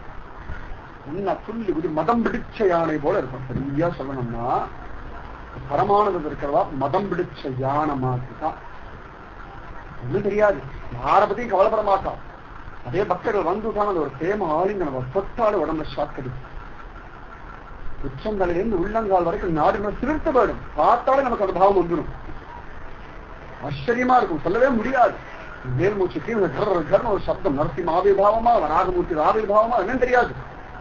உள்ளுக்குள் அந்த பகவானுடைய பரிபூர்ண ஆவிர்பாவத்தை மயங்கி கடக்கும் போது நான் பார்த்துட்டேன் நான் கண்டுகொண்டேன் குதிக்கிறார். நான் இன்னைக்கு பார்த்துட்டேன், திருக்கண்டேன் பொன்மேனி கண்டேன், திகழும் அருக்கணி நிறமும் கண்டேன், சரிக்கிழரும் பொன்னாடி கண்டேன், புரிசங்கம் கை கண்டேன், ஆடி வண்ணன் பாடி இன்று இன்னைக்கு நான் பார்த்துட்டேன். இன்னைக்கு என் பகவான நான் பார்த்துட்டேன், கண்ணுடைய சக்கரம் சதை பத்மத்தோடையும் பார்த்தேன், அற்புதமான புல்லாங்குழல் வச்சிருந்தும் பார்த்தேன், வெண்ணையை வச்சிருந்த பார்த்தேன். அதன் பிறகு கலியுகத்தில் அவன் கௌராங்கன் ஒரு அவதாரம் எடுத்திருக்கானே, நிமாயின் ஒரு அவதாரம் எடுத்திருக்கானே, அந்த அவதாரத்தை நான் இன்னைக்கு பார்த்துட்டு துள்ளி குதிக்கிறார். எத்தனை ஏகாதசி உபவாசம், எத்தனை நாம சங்கீர்த்தனம், எத்தனை காயத்ரி, எத்தனை கஷேத்திரம், எல்லாத்துடைய ஒரு பிரயோஜனம் நிமாயுடைய தரிசனம், சத்குரு தரிசனம். தன்னுடைய சேர்த்து பிரயோஜனம் சொல்றோமே, பிராணாயாமம், யோகாபியாசம், கஷேத்திராரணம், எத்தனையோ கிரந்தங்களை வாசிக்கிறது, எல்லாத்துடைய ஒரே பிரயோஜனம் என்னன்னா, அத்தியாச்சரியமான பரமபுருஷனுடைய ரூபமா இருக்கிற சத்குருவை இந்த பூலோகத்திலே தேகத்துல உயிருக்கும் பொழுதே இந்த ஊனக்கண்கள்னாலேயே பார்க்கிறோமே, அதுதான் பாக்கியம். அத்தனை கிரந்தங்களுடைய பிரயோஜனம், அத்தனை தீர்த்தாடங்களுடைய பிரயோஜனம் இதுதான். சத்குருவை பார்க்கிறது ஒன்றுதான். அந்த சத்குருவை பார்த்துட்டோம் அப்படின்னா பரமானந்தம் இந்த பிராமணருக்கு அத்தனை அழகா பிரியதான ஒரு பக்தி வந்துடுது. தேவு மற்றடியே எப்படி மதுரகவியாழ்வார் நம்மாழ்வார் பாசனை வேற ஒன்றும் தெரியாது, நாவினால் அவிச்சு இன்பமேதினேன் மேவினேன் அவன் பொன்னடி மெய்மையே தேவு மற்ற அடியே, எனக்கு வேற தெய்வம் தெரியாது, எனக்கு வேற தெய்வம் வேண்டாம், அவசியம் இல்லைன்னு தான். எனக்கு நம்மாழ்வானுடைய ஆச்சாரியன் இருக்காளே அந்த ஒரு தெய்வம் போது வேற எந்த தெய்வம் எனக்கு அவசியம் இல்லை. தேவு மற்ற அறியேன் குருகூர் நம்பி பாவின் இன்னிசை பாடித்திரிவன் என்று கண்ணினும் சிரித்தாம்பலே மதுரகவி ஆழ்வார் அவருடைய ஆச்சாரியனா இருக்கிற நம்மாழ்வாரை பார்த்து சொல்லக்கூடியதான பாஷம். அதே போல இந்த பிராமணோத்தமரும் நிமாய தியானம் பண்ணிட்டு பரமானந்தத்தை தலைத்தார், தன்னில மறந்து கடந்தா ஆனந்தமா சகமா அடுத்த நாள் எல்லாருக்கும் உத்தரவை வாங்கிட்டு நிமாய பார்த்தா அவன் சிரிச்சான். ரொம்ப உத்தமமான பிள்ளை மாதிரி வந்து சேவிக்கிறான். ஒரு காலெல்லாம் கூசுறது, உடம்பெல்லாம் நடுங்கிறது.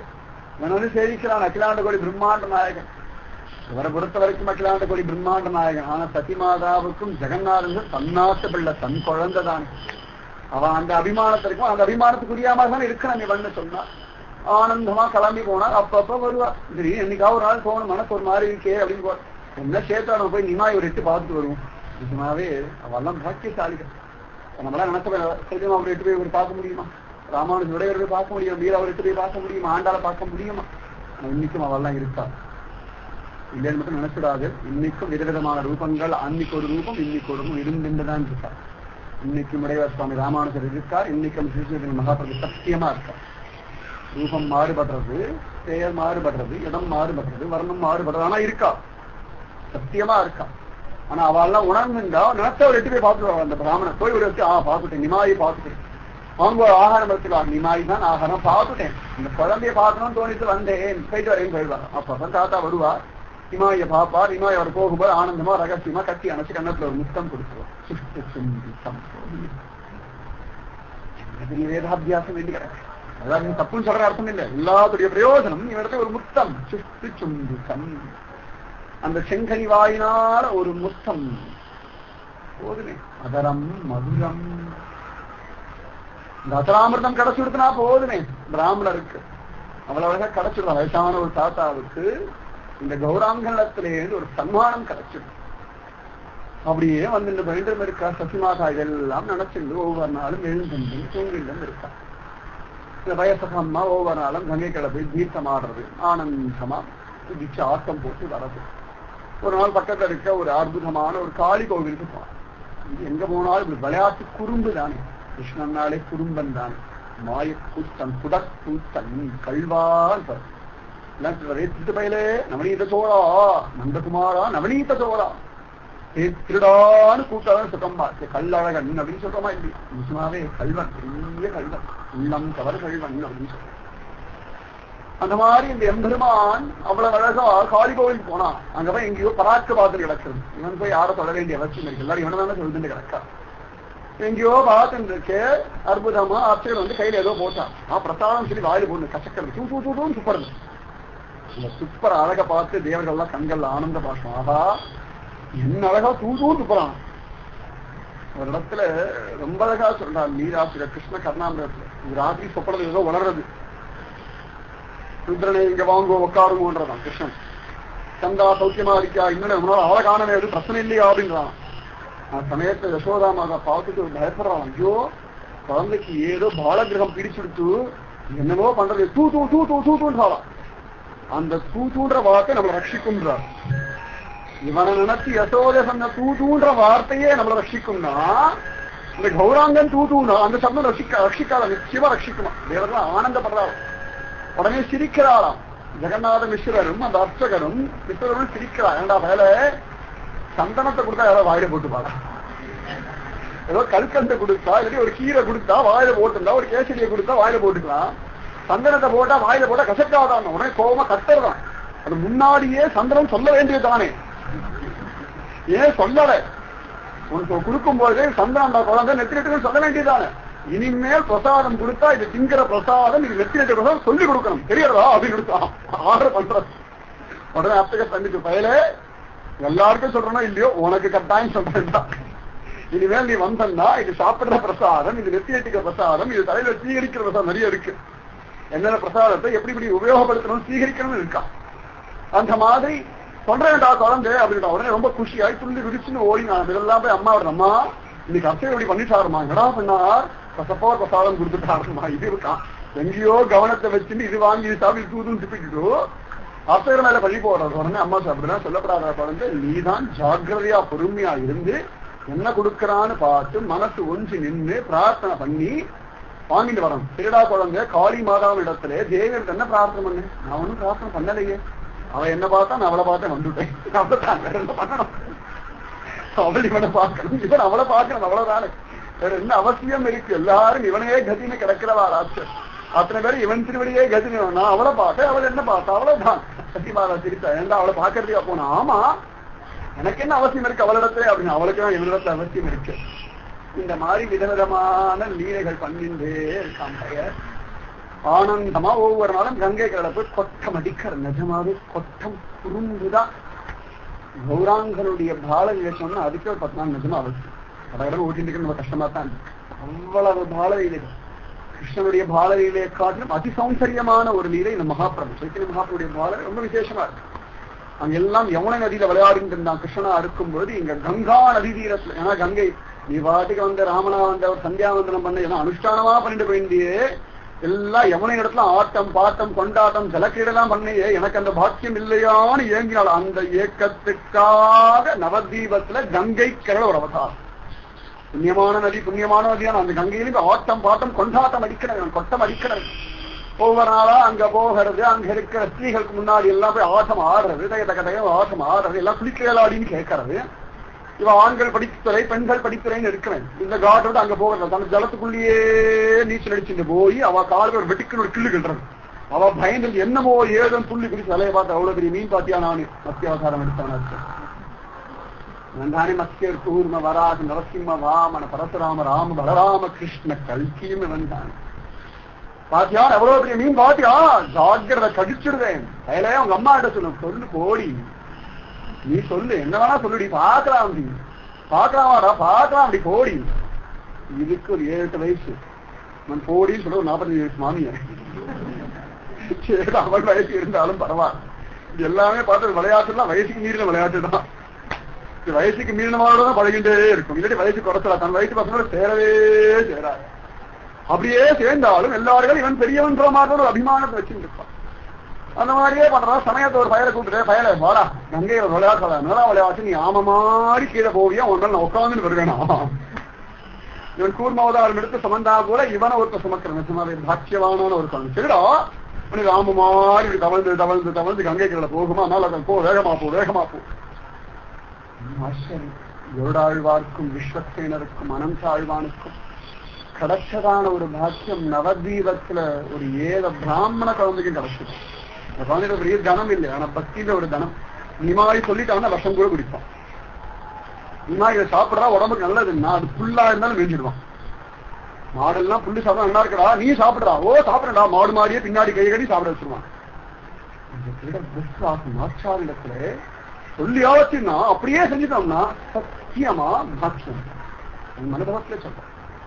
அப்படி ஒரு திட விசுவாசம் இந்த விஷயத்தை பரசுராமர் சிரேஷ்டம். வெட்டிடா தலையன அம்மா தலைவர் வெட்டினாரா இல்லையா, அதனால இது பரசுராமர் கொண்டாடி இருக்கோம். அவரும் அவதாரத்தை சேர்ந்துட்டார்.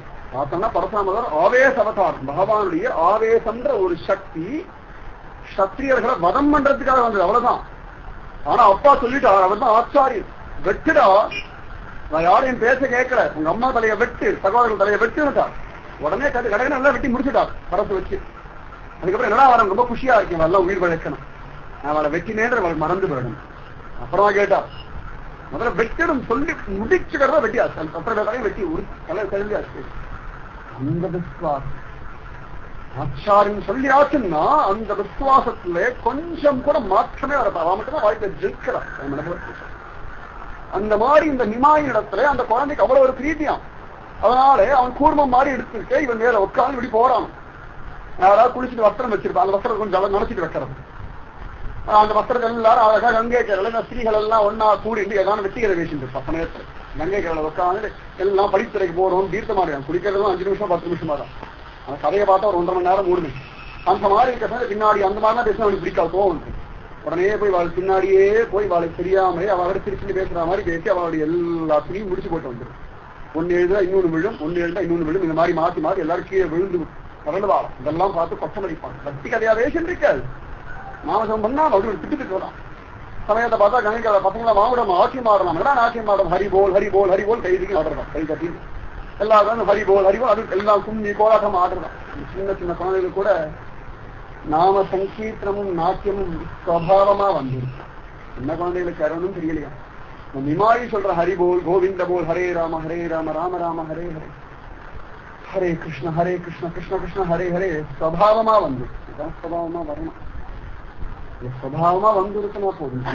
வரணும், தானா பாட்டுக்கு வரணும். ஆட்டுகளோட சமயத்துல ஆனந்தமா டயத்துக்கிட்டே நான் ஆட்டுதான் என்னடா அப்படின்னு இதெல்லாம் பார்த்துட்டு பெரியவாளுக்கே நம்மளும் இந்த மாதிரி ஆனா நல்லா இருக்கு, குஷியா ஆடுறது. ஹரே ராம ராம ராம ஹரே ஹரே சொல்லி ஆடுறதே நம்மளும் மாறலாமே தோன்றலாம். அடுத்த வாரம் என்ன நினைச்சுப்பான்னு வேண்டாம், நம்மள ஆடப்படாது. நம்ம எல்லாம் பிராணாயாமம் பண்ணுவோம், உட்காந்து சங்கல்பம் பண்ணுவோம், சின்முத்திரா வச்சுக்குவோம், ஏகாகிர சிந்தனையோட தியானம் பண்ணுவோம்னு உட்காந்து விடாது. எழுந்தும் பறந்தும் சொல்லாதார் தம்மால் கருமமென் சொல்லி தங்கடல் வட்டத்து உள்ளீரே பதர்றார் நம்மால். வீதிகள் தோறும் பறந்து ஆடி பாடி சொல்லணும். அப்படி ஆடி பாடி பறந்து சொல்லாதவர்களால இந்த லோகத்துக்கு என்ன பிரயோஜனம்? நம்மாழ்வார் கேட்கிறார். நல்லா பஜனை பாட நம்ம கையத்தை ஆட்டம் ஆடம் லோகத்தை மறந்துட்டு வெக்கத்தை விட்டுட்டு நல்லா ஆட்டம் ஆடி பஜனை பண்ணணுமா? நகர சங்கீர்த்தனம் அப்படி பண்ணணுமா? அந்த மாதிரி எல்லாமே லட்சவட்டி கலவான ரகசியமா யாரும் இல்லாம ஆடி பார்க்கலாம். அந்த ஹோதரியை நினைச்சுண்டு நிமாயி நினைச்சுண்டு அவங்க கூட இருந்து ஆடுற மாதிரி மனசுல கற்பனை பண்ணிட்டு ஹரே ராம ராம ராம ஹரே ஹரே கிருஷ்ண கிருஷ்ண கிருஷ்ண ஹரே ஹரே. அப்புறம் யாராவது பார்த்து என்ன புதுசா இருக்கே அப்படின்னா, இல்ல நிமாயி பண்றான் என்ன இருக்கு, அந்த குழந்தை மட்டும் நானும் பண்ணி பார்த்தேன் அப்படின்னு சொன்ன அவளும் தெரிஞ்சுக்கலாம். இப்படி அந்த நவதீபத்தில் இருக்க பெரிய வாசனம் எல்லாரும் சுவாவமாகவே இந்த நாம சங்கீர்த்தனம் நம்பு இப்படியே ஒவ்வொரு நாளும் நீங்க பண்ணிட்டு இருக்கு. எல்லாரும் விதவிதமா வந்து சசிமாதா இடத்துலையும் ஜெகநாத மிஸ்ரர் இடத்துலையும் கம்ப்ளைண்ட் பண்ணிட்டே இருக்கான். தங்க மாட்டேங்கிறாங்க. ஒரு நாள் ரொம்ப அட்டகாசம் பண்ணிருக்காங்க. கங்கை கரையில நின்று எல்லாரையும் பார்த்துட்டு சண்டை போட்டு எல்லாரையும் படிக்கிற ஒரு தள்ளு தள்ளுறது, யாராவது திட்டினா ஒரு தள்ளு தள்ளுறது, வீணு ஒரு அழகாடுறது, எல்லாரையும் வஸ்திரத்தை எடுத்து ஓடுறது, ரொம்ப அட்டகாசம். அவளால பொறுக்க முடியல. உடனே எல்லா பிராமணர்களும் நேர போய் ஜெகநாத கம்ப்ளைண்ட் பண்ணிட்டான். என் பிள்ளை பண்ற அட்டகாசம் கங்கை கரை பாருங்கோ இருக்கான். என்ன பண்றான்? பிராமணன் எல்லாம் கிண்டல் பண்ணிட்டு இருக்கான். என்ன கிண்டல் பண்றான்? நாங்கெல்லாம் சந்தியாவந்தனம் பண்றோம், அழகா பிராணாயாமம் பண்றோம், காயத்ரி ஜபம் பண்றோம். அவன் அவங்க மனசு கண்ட இடத்து அலையிறது, யாரு ஏமாறுன்னு எல்லாம் திட்டான். இதெல்லாம் பேசலாம். அவன் மனசு அங்கதான் அலைஞ்சிட்டு இருந்தது. அவன் உள்ளதை சொன்னான், அவ்வளவுதான். உடனே எல்லாரும் போய் ஜெகநாத மிஸ்ர இடத்துல கம்ப்ளைண்ட் பண்ணிட்டா. உடனே ரொம்ப கோபமா கிளம்பி வந்துட்டான். சசிதேவி பயம் வந்து இருக்கு, இன்னைக்கு குழந்தை அடுத்து துவம்சம் பண்ணிடுவா. அவரும் பின்னாடி அவளும் ஓடி வந்துட்டான்.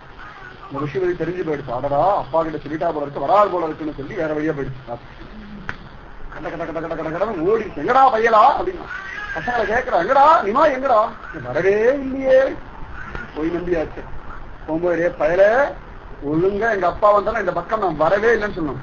நான் வந்தேன்னு சொன்னேலோ நாள்ல இருந்து இந்த ஹரிபோல் விளையாட்டு கிடையாது, ஜாகிரதை அப்படின்னு இருக்கான். அவளுக்கு எதை வேணா விட்டுருவாளாம். இந்த நிமாயோட ஒரு விளையாட்டுக்கு நமக்கு விடவே முடியாது, சத்தியமா விடவும் முடியாது, விடவும் கூடாது. பக்தாலோட பகவானோட ஒரு ஆட்டம் இருக்கே, அதுக்கா என்ன வேணா பண்ணலாம், நமக்கு விட்டுறப்படாது. அது மாதிரி இந்த குழந்தைகள் எல்லாம் வரவே இல்லையே அப்படின்னு அவள் கோவம் இருக்கு. பையன் சொல்லி கொடுத்துருக்கான், திரும்பி வந்தா. உடனே ஏன் சொல்லி குடிச்சு ஓடி போய் அம்மா வளர்த்து போய், அம்மா நான் குளிக்கிறேன், குண்டா எண்ணெயை கொண்டா வேஷ்டியை கொண்டான்றேன். ஏண்டா பையன் இன்னும் நீ குளிக்கலையா? குளிக்கவே இல்லை. என்னமோ நீ அட்டகாசம் பண்ணிட்டு தான் பிராமணர்கள் எல்லாம் சொன்னான். யார் சொன்னா? அவள் கூட்டம் என்ன நிறுத்தி பார்க்கலாம் அப்படின்னு சொன்னான். அவன் அடங்கிட்டான். குழந்தை நல்லதுதான் சொல்றான் போல இருக்கு. போட்ட சத்தம் அத்தனை பேரும் அடங்கி போயிட்டான். அப்புறம் எண்ணெயெல்லாம் வாங்கிட்டு ஆத்துலேயும் வெளில வர. அதுக்குள்ள ஜெகநாத மிஸ்ரா ஆத்துக்குள்ள வந்தான். ஏண்டா பயலே, என்ன ஏமாத்திட்டு திருட்டுத்தனமா ஆத்துக்குள்ள நடந்து எண்ணெயை வாங்கிட்டு போறியா? பிராமணர் என்னடா கரெக்டா பண்ண அப்படின்னா உடனே எனக்கு இருக்கு தொப்புன்னு ஒரு போடு போட்டான். அதுக்கு வந்து கட்ட ஆரம்பிச்சேன். என்ன பார்த்து கண்ணா அப்படின்னா போய் சொல்லிட்டு இருக்கா. இது அவாவா சொன்னா நீங்க என்ன கேட்டாலோ நிஜமா அதையே பண்ண ஆரம்பிச்சுடுவேன். எல்லாத்தையும் பண்ணிட்டு வந்துட்டு எல்லாம் உத்தமன் மாதிரி இனிமேல் நீங்க இந்த மாதிரி அவா சொல்றா இவா சொல்றான்னு அவா சொல்ற பொய் வார்த்தையெல்லாம் கேட்டு என்ன திட்டினேதோ நான் அதே மாதிரி பண்ணிடுவேன். ஆமா அப்படின்னு உடனே ஜெகநாத வாயை அரைச்சு தண்ணி இப்படி பேசுறான்னு அப்படின்னு சொல்லி வாயை மூடிவிட்டான். போய் ஆனந்தமா திருப்பியும் கொண்டாட்டம் அட்டகாசம் இப்படியே பண்ணிட்டு இருக்கான் பையன். அவ்வளவு சுக்கம். இந்த நிமாயி பண்ற லீலைகள் ஒவ்வொன்றும் அவ்வளவு விசேஷம். ஒரு நாள் சசிமாக அத்தியர்புதமா கலிகையெல்லாம் தயார் பண்ணிட்டா. அண்ணா வரல. விஸ்வரூபன் ஆத்துக்கு ஆகாரம் எடுத்துக்க வரவே இல்லை. உடனே சொன்ன அப்பா நிமாயி அண்ணாவை போய் வேத பாடசாலை கூட்டிட்டு வாரா அப்படின்ட்டா. உடனே கடகடம் போறேன் சுளிக்கிறான் பையன். நெத்தியில் அவ்வளவு அழகா கூபி சந்தனம் எல்லாம் வச்சுண்டு ஒரு சந்த கட்ச மாதிரி வேஷ்டி எல்லாம் கட்டிண்டு கட்டு சக்காய் எல்லாம் போட்டுண்டு தலையை ஆசில ஒரு நடந்து இடுப்புல கையை வச்சுண்டு அத்தனை பேரும் மயங்கும்படியான அதிரூப சௌந்தரியமான ஒரு சீனியோட ஒரு நடந்த கால்கள் நன்றவோ நடக்கிறான். எவன் ராமனாயிருந்து நடந்தானோ எவன் கிருஷ்ணனாயிருந்து நடந்தானோ அவனே கௌராங்கனாயிருந்து கலியுகத்திலே இந்த விஸ்வரூபன்ற ஒரு பக்தனுக்கு வசப்பட்டு போய் நடக்கிறான். நடந்து போறான். அத்வைதாச்சாரிய பெரிய மகானுபாவன் இந்த கௌராங்கன் அவதாரம் பண்ண போறான்னு சொல்லி இந்த அத்வைதாச்சாரியாருக்கு அவருடைய ஆச்சாரியன் மாதவேந்திரபுரி அந்த மகானுபாவர் சொல்லிட்டார். நிச்சயம் பகவான் அவதாரம் பண்ண போறான்டா, எல்லாருமே நாமசங்கீர்த்தம் பண்ணிட்டு நிஜமா பகவான் அவதாரம் பண்ண போறான், கலியுகத்தை உத்தாரணம் பண்ண போறான் ஏற்கனவே சொல்லி வச்சுட்டார். அத்வைதாச்சாரிய ஒவ்வொரு நாளும் ஜெகநாதன் இடத்த பிரார்த்தனை, பிரபு நீ ஆவிர்வதிக்கணும், நீ அவதாரம் எடுக்கணும், இந்த ஜனங்களுடைய பாவத்தை நாசம் பண்ணணும் அப்படின்னு சொல்லி பிரார்த்தனை பண்ணிட்டே இருந்தார். அவ்வளவு அழகா சகம் இந்த அத்வைதாச்சாரியாருடைய பாடசாலைக்கு பையன் வந்துட்டான். அத்தனை பேர் உட்கார்ந்து ஆச்சாரி பாடம் எடுத்துருக்காரு. நேரம் வந்து கிருஷ்ணன் தோலை ஒரு கட்டு தட்டிட்டு அண்ணா அம்மா சமையல் பண்றா நான் சாப்பிட கூப்பிட்டா. உள்ள வரலாமா ஒன்றும் கேட்கல. இவன் யாரிடத்துல கேட்கணும்? எல்லா இடமும் இவனுடைய இடம் தானே. அழகா போனா. உடனே விஸ்வரூபன் பார்த்து பயலே பாடசாலைக்கு வந்திருக்கேன், ஆச்சாரி பாடம் எடுத்துருக்கா, சமஸ்தா இருக்கணும், ஆச்சாரி முதல்ல நமஸ்காரம் பண்ணு. உடனே தேவி நமஸ்காரம் எல்லாம் பண்றதா வந்தனம் பண்றோம். பார்க்கணி மயங்கி வைத்தான். உடனே ஆச்சாரி உன் தம்பி நிமாயின் பேரு உன்னை தேமே அண்ணா பின்னாடி ஒழுங்கு நல்ல பய மாதிரி பார்க்கறது கேட்டி பார்க்கறவன் கண்ணு முடிச்சு ஒரு பார்வை முழுக்கன்றிருக்கான் பையன். இன்னும் அற்புதமான திரிமை பார்க்கிறவாக இழுக்கும்படியான ஒரு முக விலாசம், ஒரு பிரசன்ன வதனம்.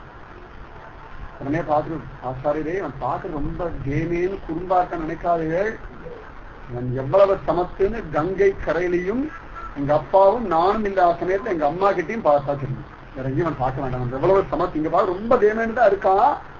கங்கை கரையில போய் பாருங்க, அடுத்த வாட்டி இவனா நீங்க கேட்ப அப்பேற்பட்ட சமத்திவன் அவன் அட்டகாசம் பண்ணா தாங்க முடியாது. கரையை கேட்டி பார்க்கறான். எல்லா சொன்ன வெக்கம் வந்து அண்ணா இப்படி சொல்லிடுறாங்க. கஷ்டப்பட்டு இவன் சாப்பிடணும்ன்றத அங்கேயிருந்து நடந்து வந்து கூப்பிட்டா என் தம்பி நல்லவன் சொல்ல வேண்டாம், முத்தவன் ஒரு வாக்கு சொல்ல வேண்டாம், அப்படி சமத்து சொல்லி நிற்க வேண்டியதானே. நீட்டி முறைக்கு அவர் கேட்டாரா. உடனே கோபம் வேறையா உள்ள ஒரு பொய் கோபத்தோட தலையேற்றி எட்டி பார்க்க நம்மள ஏதாவது நினைச்சு பாரோ ஒரு மாதிரி பார்ப்போம். அவர் பார்த்துட்டார். இந்த அதிரூப சௌந்தரியமான திருமேனியும் அந்த முகவிலாசமும் செந்தாமரை கண்களும் செந்தாமரை பாதங்களும் செந்தாமரை கைகளும் செங்கனி வாயும் இவனை பார்த்தோன்னே ஹிருதயத்தை பறிச்சு ஒரு மின்னல் அடிச்சுதான். வேணுகோபால ரூபம் இவன் ரூபத்தை தெரிஞ்சு ஒரு ஹிருதய கமலத்தை தூக்கி வாரி போட்டது. ஒரு விஷயம் கண்ணை அப்படி மூடினா திரும்பி கண்ணை தரதாக பயம் நிற்கிறான். அவர் திரும்பி இருக்கிறான். திரும்பா பார்த்துட்டியா அப்படின்னு உடனே திரும்பி ஒரு மின்னல் அடிக்கிற உள்ளுக்குள்ள பார்த்து அழகா வெண்ணை திரும்பி உட்காந்து திரும்பி ஒரு மின்னல் அடிக்கிறது பார்த்து உள்ளுக்கு ஒரு ஆதை மேல தோல் மேல கையை போட்டு இடுப்ப கச்சிட்டு தவறு நின்றுட்டான். ஆஹா, எந்த ஆச்சாரியன் எந்த எம்பெருமான் வருவான்னு சொன்ன அந்த எம்பெருமான் இவன் தான் இவன் சாட்சாத் ஜெகநாதன். என்னை தடுத்தாற் கொள்வதற்காகவே இந்த பிரபு அவதாரம் பண்ணிருக்கான் அப்படின்னு சொல்லி மானசீகமா இந்த குழந்தையுடைய திருவடிகளை, ஏ பிரபு நான் ஒன்னும் தெரியாத அஜ்ஞானி, என்னை ஏமாத்திடாது. பெரிய கஷ்டம். பகவான் ஒரு க்ஷணம் தெரிஞ்செடுத்து அடுத்த க்ஷணம் இவன் சாதாரண மனுஷன் தெரியா போல ஒரு கொடுமை இருக்கு, பயங்கரம், ரொம்ப கஷ்டம். பிரபு என்னை ஏமாத்திடாதடா, அவன் குழந்தை, நீ சாட்சாத் பகவான் பரமபுருஷன்ற இந்த எண்ணமே மனசுல விக்கட்டும். எனக்கு வயசா எடுத்து இப்பதான் லீல பண்ண ஆரம்பிச்சோம். எல்லா லீலையும் நான் பார்க்கணும். எனக்கு இந்த ஜலத்துல ஆயுஷ கொடுத்து நிறைய நாள் இருக்கணும். பச்சை மாமலை போல் மேனி பவளவாய் கமலச் செங்க அச்சுதா அமரவேரே ஆயர்தம் கொழுந்தே என்னும் இச்சுவை தவிர யான் போய் இந்திரலோகம் ஆளும் அச்சுவை பெரினும் வேண்டேன் அரங்கமான் அருளான். அப்பா இந்த இடத்துல இருந்திருந்து உன் நாமத்தை சொல்லிட்டு உன்னுடைய லீலையை அனுபவிக்கிற சுகம் இருக்கே ரொம்ப நன்னா இருக்குடாப்பா. அதனால எனக்கு நீண்ட ஆயுச கூட நிறைய வேத மந்திரங்களா தான் நிறைய நாள் இருக்கணும்னு தான் பிரார்த்தனை. 100 வயசு இருக்கணும். சதமானம் பவதி அப்படின்னு சொல்லி நல்லா இருக்கணும். ஒரு 100 வருஷம் ஜோரா என்னடா பண்ணணும்னா பரமானந்த அனுபவிக்கணும். பரமானந்த ஸ்வரூபனா இருக்க எம்பெருமான பரிபூர்ணமா அனுபவிக்கணும். அந்த மாதிரி ஒரு மானசீகமா இந்த நிமாயுடைய திருவடிகளை பிரபோ எனக்கு எப்பொழுதும் காட்சி கொடு. உடைய திவ்யமான லீலைகளை பரிபூர்ணமா அனுபவிக்கும்படியான ஒரு பக்தியை, ஒரு வினயத்தை, ஒரு திருடத்தை, ஒரு விசுவாசத்தை நீதான் எனக்கு கொடுக்கணும் அப்படின்னு சொல்லி இந்த அத்வைதாச்சாரிய பிரார்த்தனை பண்ணிருந்தான். ஆனந்தமா நிவாயி இந்த விஸ்வரூபம் அழைச்சிட்டு போனார். இப்படியே ஒவ்வொரு நாளும் பயன்படுத்தமா விதவிதமான லீலைகள். ஒவ்வொரு நாளும் காத்தால் அப்படி எழுதி போகும். நிறைய ஸ்திரீகள்லாம் கங்கை கரையில போய் தேவி பூஜை பண்ணுவார். நல்ல உத்தமமான கணவன் வாய்க்கட்டம்னு சொல்லி தேவி பூஜை பண்ணுவார். காத்தியாயினி மகாமாயி மகாயோகி அதீஸ்வரி நந்தகோப சுதம் தேவி பதினே குருதே நமகன் கோபிகள் பண்ணா போல நவதீபத்திற்க ஸ்திரீ குழந்தைகளும் கன்னியாஸ்திரீகள் குழந்தைகளும் அற்புதமா சகம்மா போய் பூஜை பண்றா. இது வயல போய் மடிக்கிறதான் ஒழுங்கா நிவேதனத்தெல்லாம் எனக்கு கொடுத்து பார்வதி எனக்கு ரொம்ப தோஸ்து. நான் சொல்றபடி எல்லாம் அவ கேட்பா. எனக்கு பூஜை பண்ணையோ நான் அழகாக உனக்கு நல்ல ஆசீர்வாதம் பண்ணுவேன். கொடுக்கலையோ ஜாக்கிரை. உடனே ஸ்திரீகள் அப்படியாடான்னு சொல்லி உடனே கொடுத்துருவா. உடனே நல்லா உனக்கு சுகமா அற்புதமான அழகான கணவன் வாழ்க்கட்டும் ஆசீர்வாதம். சில பேருக்கு ஆனந்தமா நல்ல தனவானுடைய கணவன் அவன் என்ன மனசில் நினைக்கிறாள் அப்படியே ஆசீர்வாதம். பாவம்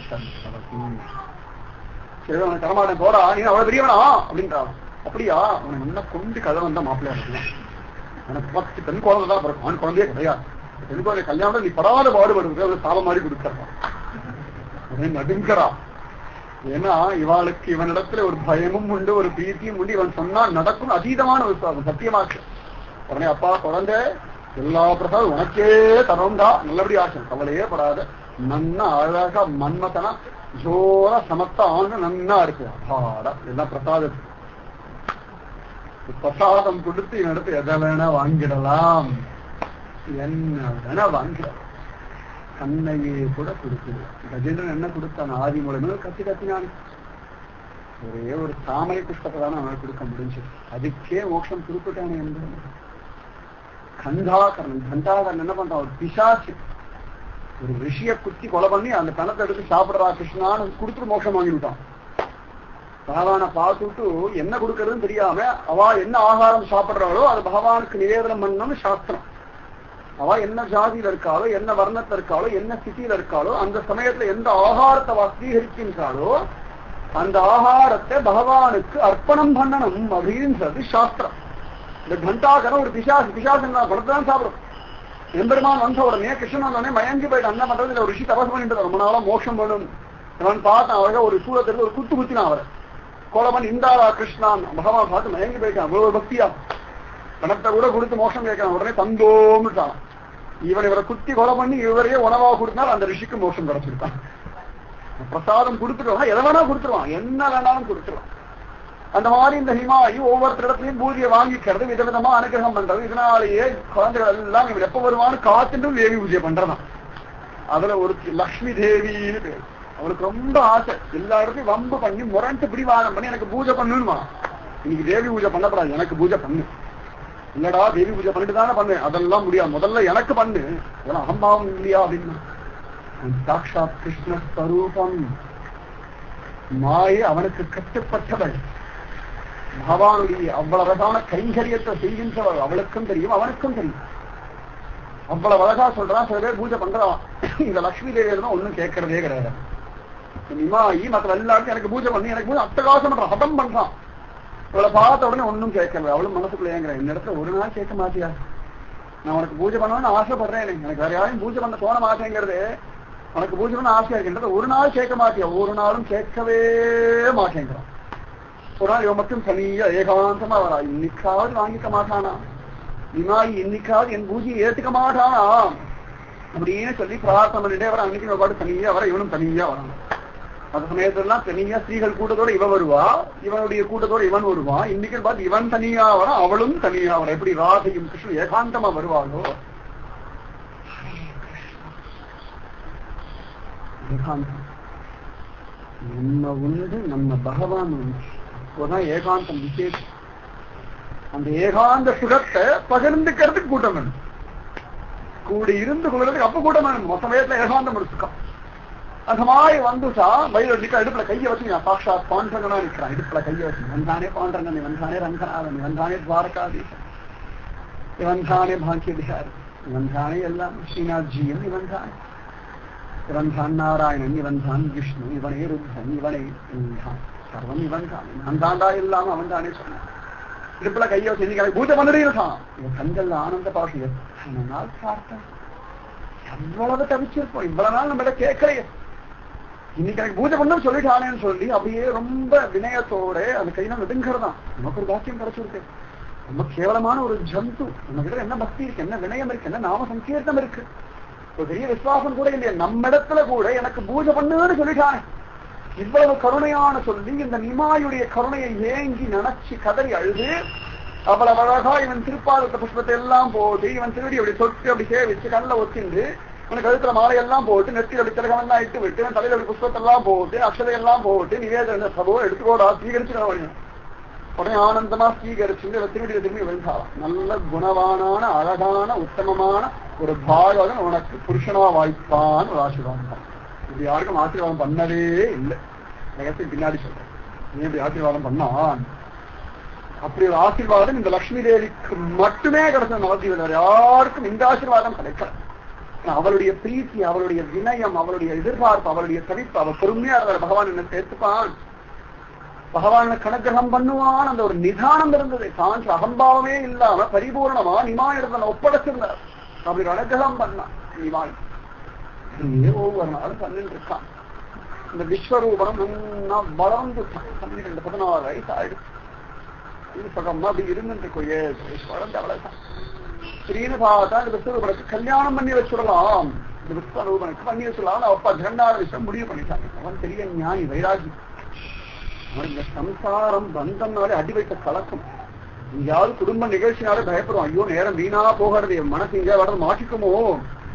வாடினேன் வாடி வருந்தினேன் மனத்தால் பெருந்தியர் இடும்பையில் பிறந்து கூடினேன் கூடி இளையவர் தம்மோடு அவர் தரும் கலவியேற்றது. சாதாரண சம்சாரிகள் பார்த்தோம்னா யாராவது கல்யாணம் விசேஷம்னா அவளிடத்துல போய் குதூகலமா கொஞ்சம் கொலாவி கையிலாவசியங்களை பேச ரொம்ப ஆனந்தம் அபாரான்னு இருக்கும், மனசு பரபரக்கும்.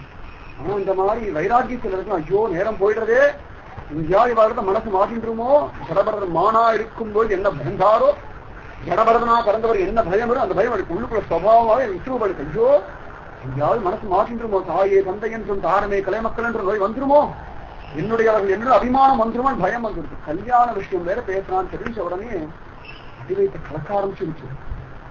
என்கிட்ட கல்யாணம் வேண்டாம்னு சொல்லுவாங்க, லோகத்திற்கு பெருமைக்காக. அவெல்லாம் பரவாயில்ல கல்யாணம் பண்ணிக்காம, அது வேற. உண்மையாவே இந்த பற்றுதலே இல்லாம, பெருமை கிஞ்சிட்டு கூட இல்லாம, பகவத் தியானம் ஒண்ணுதான் என் கர்மா, இந்த தேக பந்தங்களிடத்துல மனசு லயப்படப்படாதுன்னு நடுங்கிறார். ஏன்னா இந்த 15-16 வயசுல ஒரு தவிப்பு வரும் சபாவம். இந்த சமயத்துல தனக்கு ஒரு துணை கிடைக்காதான் ஒரு ஏக்கம் வரும். அப்படியே தன்னையே கொண்டு அர்ப்பணம் பண்ணணும்னு உள்ளுக்கு ஒரு தவிப்பு வரும். அந்த சமயம் பார்த்து பெத்தவாலாம் கல்யாணம் பண்ணி வச்சுருவார். அவ்வளவுதான், அதோட அப்படியே போயிடும். அந்த சமயத்தான் என்ன முடிவு பண்ணணும் அதுவாகவே ஆயிடும் வாழ்க்கை முழுக்க. அதுவும் அவளுக்கு உழைக்கிறது, இவாளுக்காக பண்றது. தெரியேன் பாலகனாய் பலதீமைகள் செய்துமிட்டேன், தெரியேன் ஆயின பின் பிறர்க்கே உழைத்து ஏழையானேன். அதுக்கப்புறம் என்ன ஆகிறதுனா அப்படியே பெரியவனான பிறகு அவளுக்கு இது பண்ணு இவாளுக்கு இது பண்ணு, இப்படியே உழைச்சு உழைச்சு உழைச்சு உழைச்சு ஆத்மாவுக்கு என்ன தேவையோ அந்த ஆத்மாவுக்கு எங்கேயோ போயிடுறோமா. வைராக்கியர்கள் எல்லாரும் இப்படி போன அவசியம் இல்லை. விஸ்வரூபனுக்கு தியானம் வந்துடுது, வேண்டாம். நமக்கு இந்த சம்சார சாகரம் கோரம் அனந்த கிளேச பாதனம் வேண்டாம். எப்ப சிரிப்பா, எப்ப கொண்டாடுவா, எப்ப அழுவா, எப்ப பயப்படுவா, எப்ப நம்மளை தூக்கி எறிவான்னு தெரியாது. திடீர்னு கொண்டாடுவா, திடீர்னு சேருவா. இந்த சம்சாரம் ஒரு புரியாத இன்னி வரைக்கும் யாருமே புரிஞ்சிக்காத ஒரு விஷயம் இந்த சம்சாரம். எங்க அப்பா தான் நானும் கல்யாணம் பண்ணிட்டேன், எனக்கு குழந்தை அவனுக்கு ஒரு குழந்தை பிறக்கும். ஐயோ சுகமா துக்கமா நல்லதா கெட்டதா பொய்யா சத்தியமானு தெரியும். ஆனா ஏதோ எல்லாம் காலம் கடத்திட்டு சம்சாரம் சம்சாரம் சம்சாரம் அந்த மாதிரி காலம் கடத்தின்னு இருக்கோம். விஸ்வம் ரொம்ப தீவிரமா சின்ன நம்மளும் மாறிட்டு இருக்கோம்னா திரும்பி அவளை கல்யாணம் பண்ணிப்போம், அவளை காப்பாற்றணும், அப்புறம் ஒரு குழந்தை வரைக்கும் அதை காப்பாற்றணும், அப்புறம் அந்த குழந்தை ஒரு கல்யாணம் பண்ணி வைக்கணும், இப்படியே தான் பண்ணிட்டு இருக்கு. ஆடு மாடு எல்லாம் தான் பண்ணிட்டு இருக்கு. அதுவும் நானும் பண்ணிட்டேன்னா அப்புறம் நான் மனுஷனா இருந்த என்ன பிரயோஜனம், பிராமண ஜாதியில பிறந்து என்ன பிரயோஜனம், எனக்கு இது வேண்டாம் முடிவு பண்ணிட்டான். இவளுக்கு ஒரு சித்திரை இருக்கான் லோகநாதன் பேரு. அவனுடைய பாக்கியம் இவனுக்கு இந்த சைத்தன்ய மகாபிரபு நிமாய காட்டும் இந்த விஸ்வரூபன் இடத்துல ஒரு பிரீத்தி. அவனு பிறக்கும்போது சில பேர் பிறக்கும்போது சன்னியாசியாவே பிறக்கிறான். சங்கரர், ராமானுஜர், மத்வாச்சாரியார் இதெல்லாம் பிறக்கும் பொழுது சன்னியாசிகளாகவே பிறக்கிறான். அவன் மனசுல பரஸ்பரம் எப்பொழுதும் சுபாவமாகவே இந்த வைராக்கியம் வந்துடும். உலக விஷயம் அனித்தியம், எல்லாருக்கும் இந்த வைராக்கியம் வரது இல்லை. அனித்தியம், இதனால ஒரு பிரயோஜனம் இல்லைன்னு திடமான ஒரு விஷயம் அவன் மனசுக்குள்ள வந்துடும். மாத்திக்க முடியாது யாராலையும். அந்த மாதிரி அவ இருந்து இருக்கா. ஒரு நாள் ரொம்ப தீவிரமா சிந்தனை பண்ணா இந்த விஸ்வரூபன்.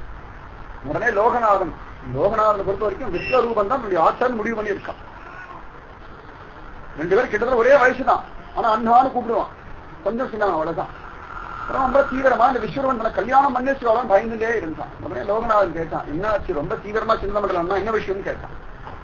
என்ன விஸ்வரூபன் சொன்னா, இல்லடா நீங்க அத்வைதாச்சாரிய சொல்லிக் கொடுத்தாரு, ஆச்சாரம் சொல்லிக் கொடுத்த பாடத்தை யோசனை பண்றேன். இல்ல நீங்க போய் சொல்றேன், உங்க அப்பா உங்களுக்கு கல்யாணம் பண்ணிக்கணும் முடிவு பண்ணிட்டார், அதை நினைச்சு நீங்க பயப்படுறேன் அப்படின்னு. ஆமாண்டா ஐயா மாசிலோ பயமா இருக்குன்னா என் கையை கூப்பிடலாம். அங்கல்ல ஆனந்த பாசம் துக்கவனா கலந்து கல்யாணம் பண்ணிக்கிறவளோ சன்னியாசியா போல என்ன பண்ண எனக்கு தெரியாது. என்ன மட்டும் விட்டுடாது, என்ன மட்டும் தயவு செய்து ஒதுக்கி விட்டுடாது. நீங்க சன்னியாசம் என்னை அழிச்சுட்டு போகுது. நீங்க சம்சாரத்தை நானும் உங்களோட இருக்கேன். நீங்க எங்க போறீங்களோ எந்த இடமும் தயவு செய்து இந்த ஜீவன் உங்களுடைய திருவடியை பிடிச்சுட்டு இருக்கிற ஒரு சிஷ்யன், இந்த சிஷ்யனை மட்டும் விட்டுடாது. இவனு வைராக்கியத்துக்காகவே வந்தான், இவனை மட்டும் விட்டுடாது.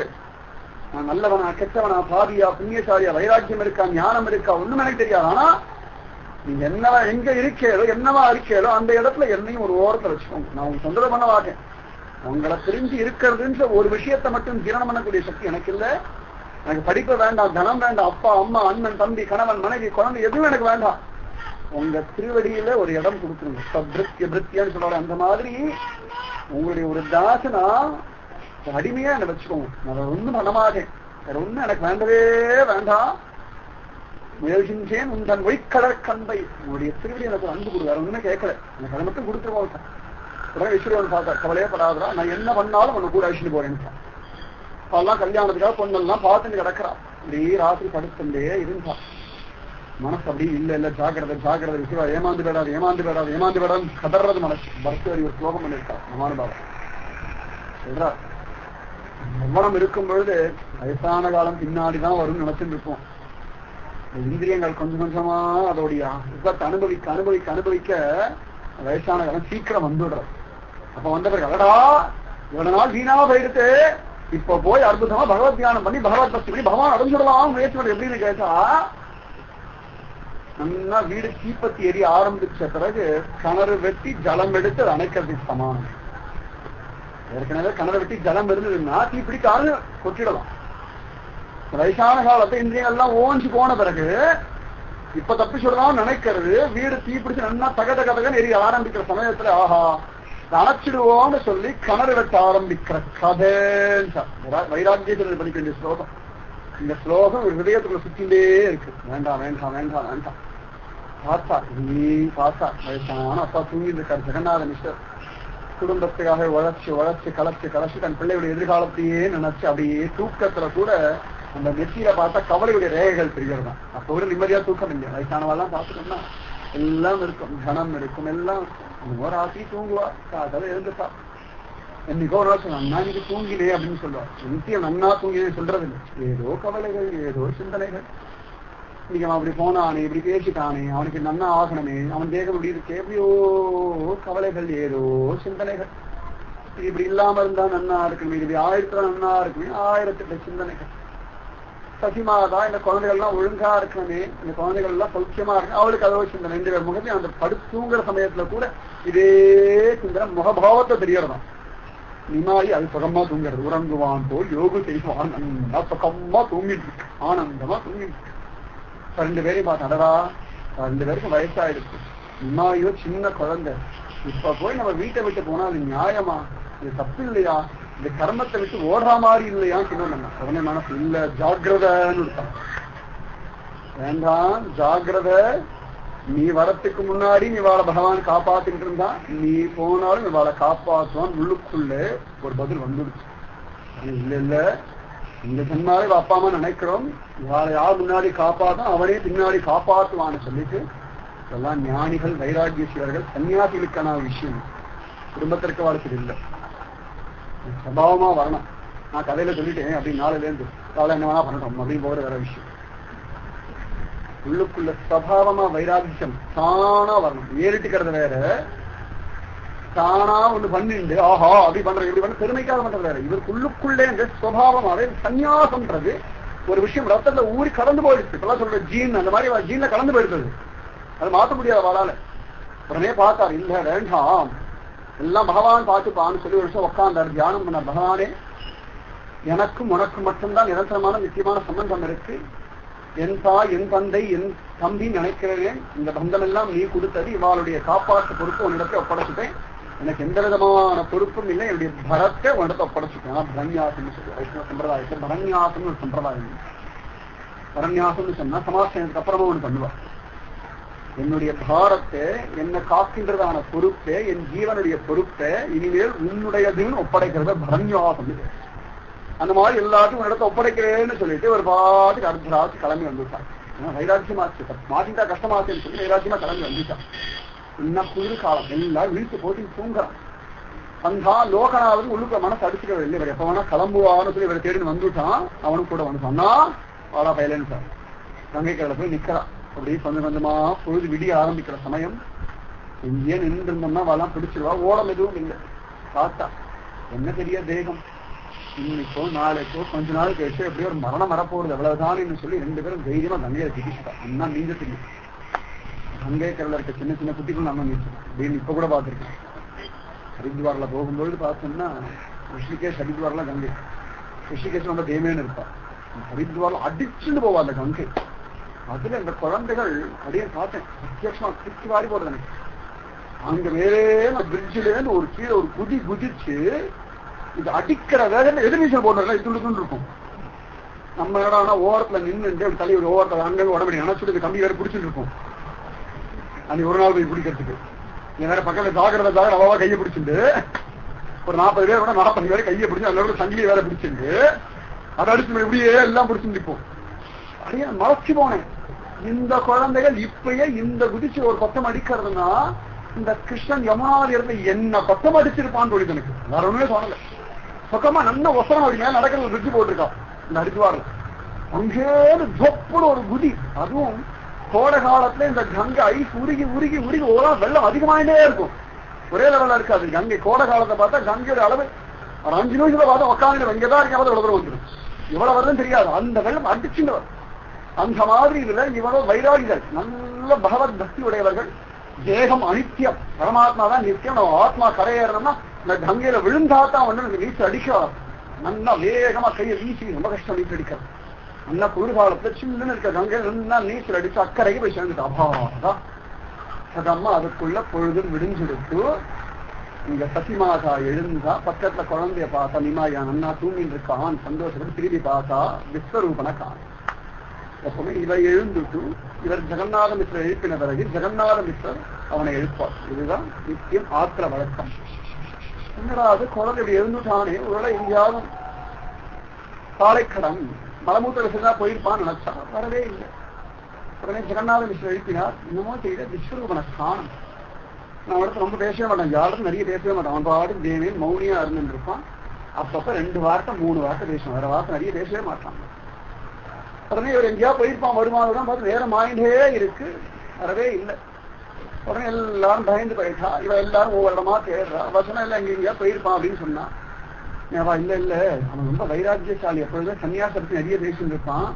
நம்ம எல்லாம் கல்யாண ஏற்பாடு பண்றதை பார்த்து பயந்து போய் ஓடி போயிருப்பான். தூக்கி வாரி போடு சசிமாதாவது.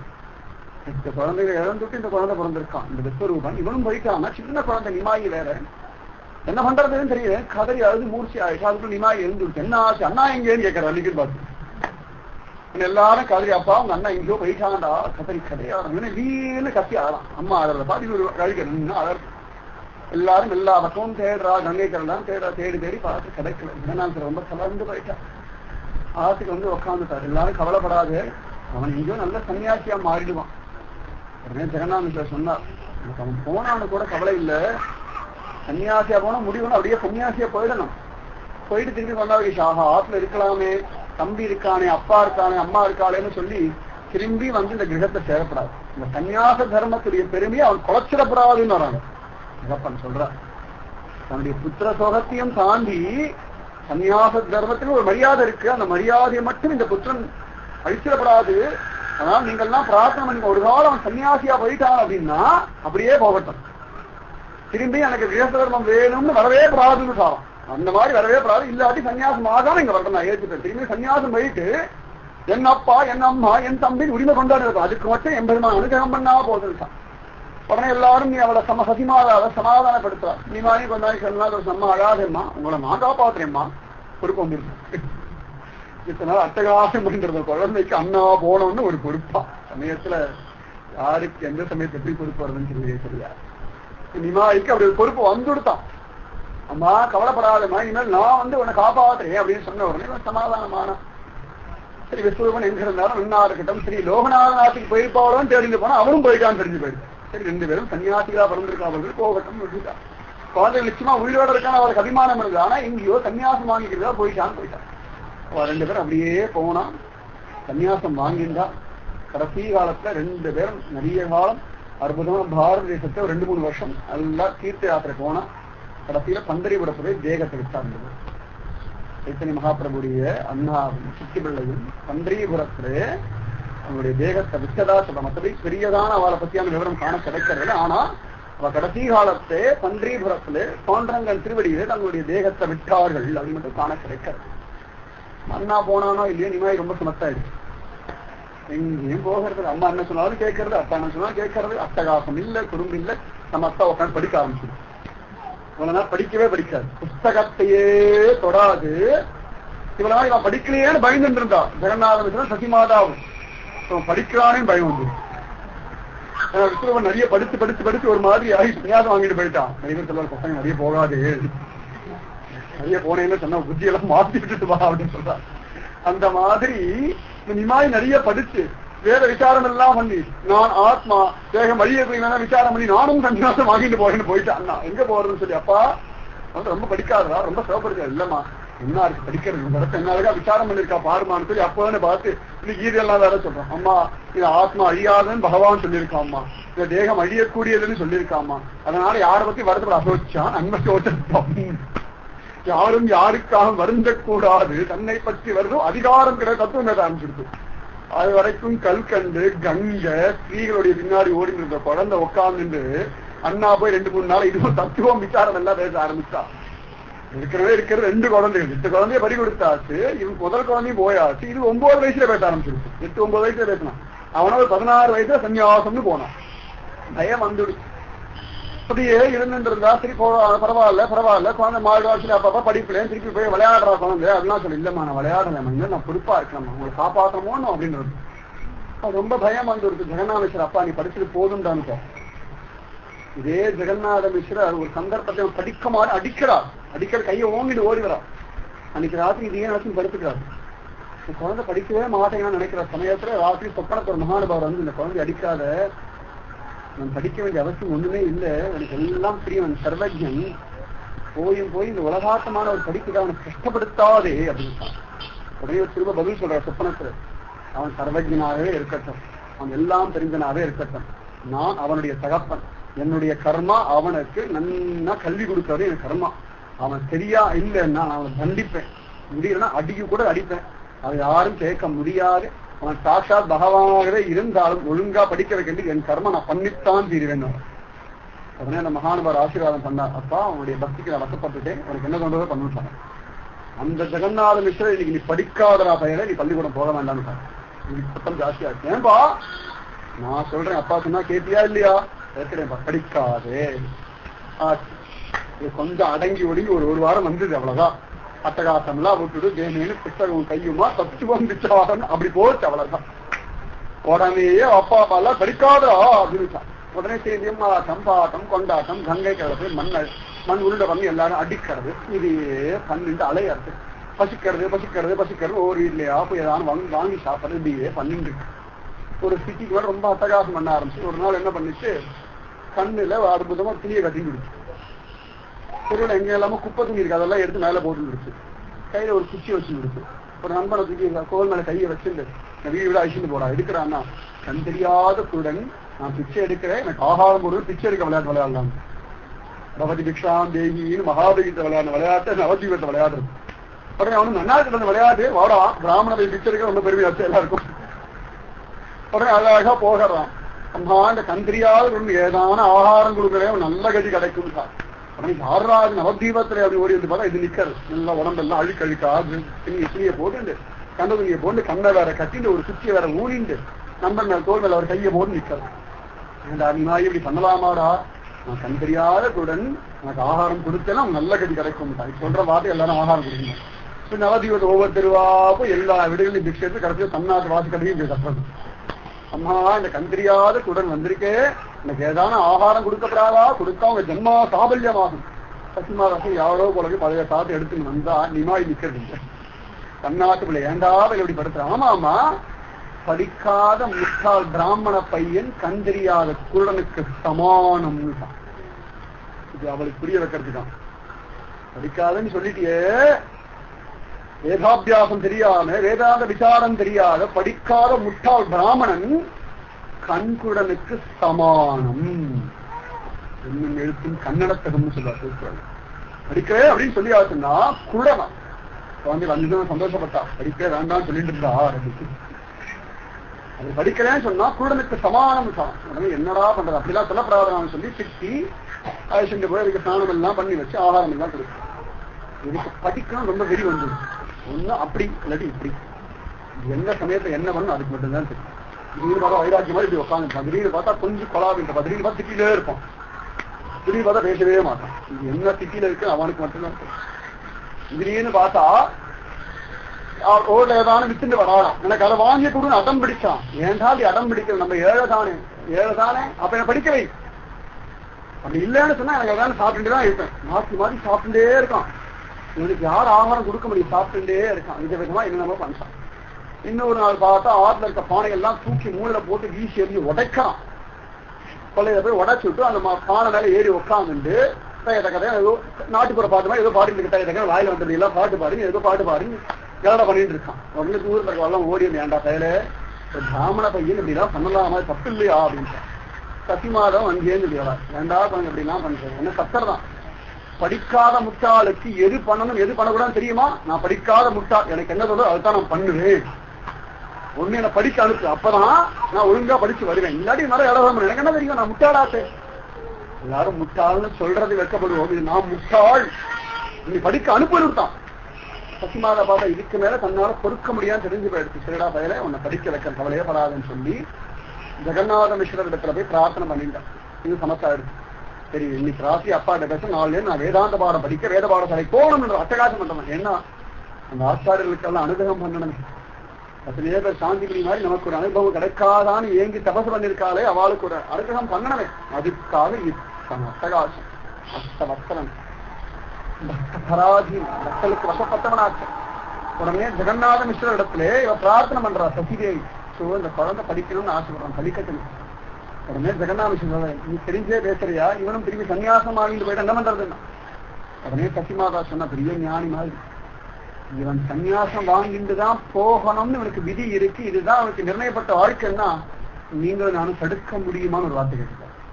அவன் அதுதான் அதுக்காகத்தான் சன்னியாசம் வாங்கிட்டு தான் பிறந்திருக்கான்னா நீங்களும் நானும் தடுக்க முடியுமா? அவனை அவ்வளவு படிக்காம இருந்தா சன்னியாசம் வாங்கலாம் யார் சொன்னா? படிச்சாலும் வாங்கலாம், படிக்காம இருந்தாலும் வாங்கலாம்.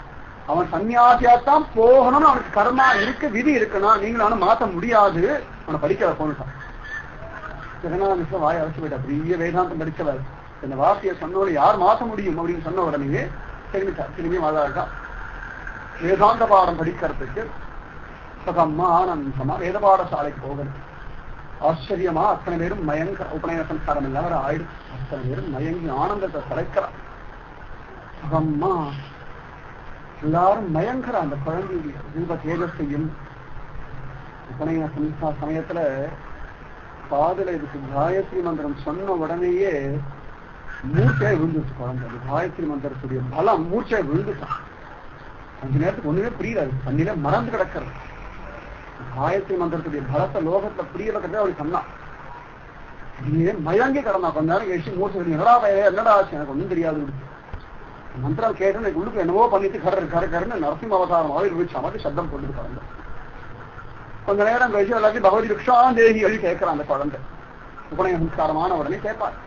அந்த சமயத்து ஒரு வயசான தாத்தா ஒருத்தர் வந்தா, ஒரு நெல்லிக்கனியை போட்டா, சாப்பிடறா பயன்ட்டான். ஆனந்தம் சாப்பிட்ட உடனேயே அம்மாவை பார்த்து திரும்பி ஒரு பார்வை பார்த்து, வீரமா ஒரு பார்வை பார்த்து, அம்மா இங்கிருந்து ஏகாதசிக்கு நீ சாப்பிடாத உபவாசம் இரு, அப்பதான் ஜென்மா சாபல்யம் ஆகும் சொல்லிட்டு ஒரு ஆவேசம் வந்தாமல் இது கத்துக்கட்டிட்டு குழந்தை நிமாய்.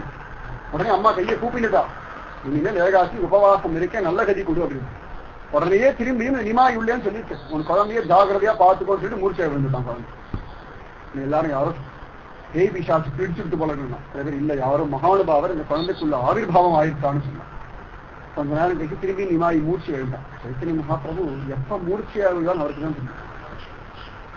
அப்ப பிரேம பாவத்தை போயிடுவார். அந்த மாதிரி விழுந்தோன்னு எனக்கு ஒன்றும் தெரியாது அப்படின்னு திரும்பி விட்டுட்டால. அன்னிலேருந்து சசிமாதா ஏகாதசி உபவாசம் இருக்க ஆரம்பிச்சார். ஏகாதசி உபவாசத்துடைய பெரிய பிரயோஜனம் நிறைய நாம சங்கீர்த்தம் பண்ற பிரயோஜனம் மறந்துடாது. தேகத்தை வருத்துறத காட்டிலும் மனசை பகவானுடைய திருவடிகள்ல ஈடுபடுத்திருக்கிறது தான் ஏகாதசியுடைய பிரயோஜனம். அந்த மாதிரி அன்னிலேருந்து இருந்துட்டான். ஒரு சந்தர்ப்பத்துல எம்பெருமானுக்கு நிவேதனம் பண்ணி அந்த தாம்பூலத்தை எடுத்து நிமாய் சாப்பிட்டுட்டான். சாப்பிட்ட உடனேயே திரும்பியும் மூர்ச்சியாய் விழுந்துட்டான். ரொம்ப நேரமாச்சு மூர்ச்சியில தெளிஞ்சு வரது. எழுந்த பிறகு கேட்ட சசிமாதா, என்னடா ஆச்சு குழந்தை, ஏன்டா மூர்ச்சியாய் விழுந்தே, ஏன் மயக்கமாய் விழுந்தே அப்படின்னு கேட்டேன். நான் அண்ணா வந்தார், புத்தரூபன் வந்தா, நீ இந்த சம்சாரத்துல மாட்டிக்காத, ஒழுங்கா சன்னியாசம் வாங்கிக்கணும் என்கிட்ட சொன்னாருமா. உடனே தூக்கி வாரி போடுது. போனவன் தான் போன, திரும்பி எவன வந்து கிடைக்கிறான் நினைச்சால, அவன் தான் சன்னியாசம் வாங்கிட்டு போயிட்ட, போக வேண்டியதானே, திரும்பி ஆவிர்பவிக்கிறோம் இல்லம்மா. உடனே நான் சொன்னேன், நீங்களும் போயிட்டு அப்பாமா 2 பேரும் வயசானவா, நான் அவளை பண்ண வேண்டிய கர்மாக்களை பண்ண வேண்டாமா, நீங்கள் விட்ட கர்மாவை நான் தானே பண்ணணும், அதனால இப்ப நான் சன்னியாசம் வாங்கிக்க முடியாது, எனக்குன்னு ஒரு காலம் வரும், எனக்குன்னு ஒரு காலம் வரும், அந்த காலம் பார்க்கலாம் அப்படின்னு சொல்லிட்டேம்மா. உடனே அண்ணாவும் கர்ம சந்தோஷம், சரிடா அப்படியே இருக்கட்டும், நீ அம்மா அப்பா கர்மா பண்ணு சொல்லிட்டு போயிட்டான். அப்பா அதனால ஒரு சமாதானம் ஆயிடுத்தவனுக்கு. இப்ப கைதுக்கு இப்போதைக்கு சன்னியாசம் ஒரு முடிவானா சன்னியாசம். ஏன்னா வள லோகத்துடைய சொத்தாச்சு. நீ ஒரு குடும்பத்துக்கு ஒரு 4 பேருக்கு ஒரு 3 பேருக்கு இருக்கப்படாது, உலகத்துடைய புது சொத்தாச்சு. எனக்குரியதுன்னு சொல்ல முடியாது. பக்தாரையும் பகவானையும் கோவிலுக்கு அர்ச்சாவதார மூர்த்தியும் என்னுடையதுன்னு யாரும் முடிவை கொண்டாட முடியாது. அந்த குழந்தை ஆனந்த் அப்படி இருந்தான், அப்படி படிக்க ஆரம்பிச்சுட்டான். நல்லா புத்தி சாதுரியம், அசாத்தியமான புத்தி சாதுரியம். குழந்தை ஜோரா வந்து விட்டான். பார்க்கற நல்லா ஒரு பெரிய பையன் மாதிரி ஆயிட்டான். ஒரு 4 பையனுடைய பலம் இந்த குழந்தைக்கு வந்துருச்சு.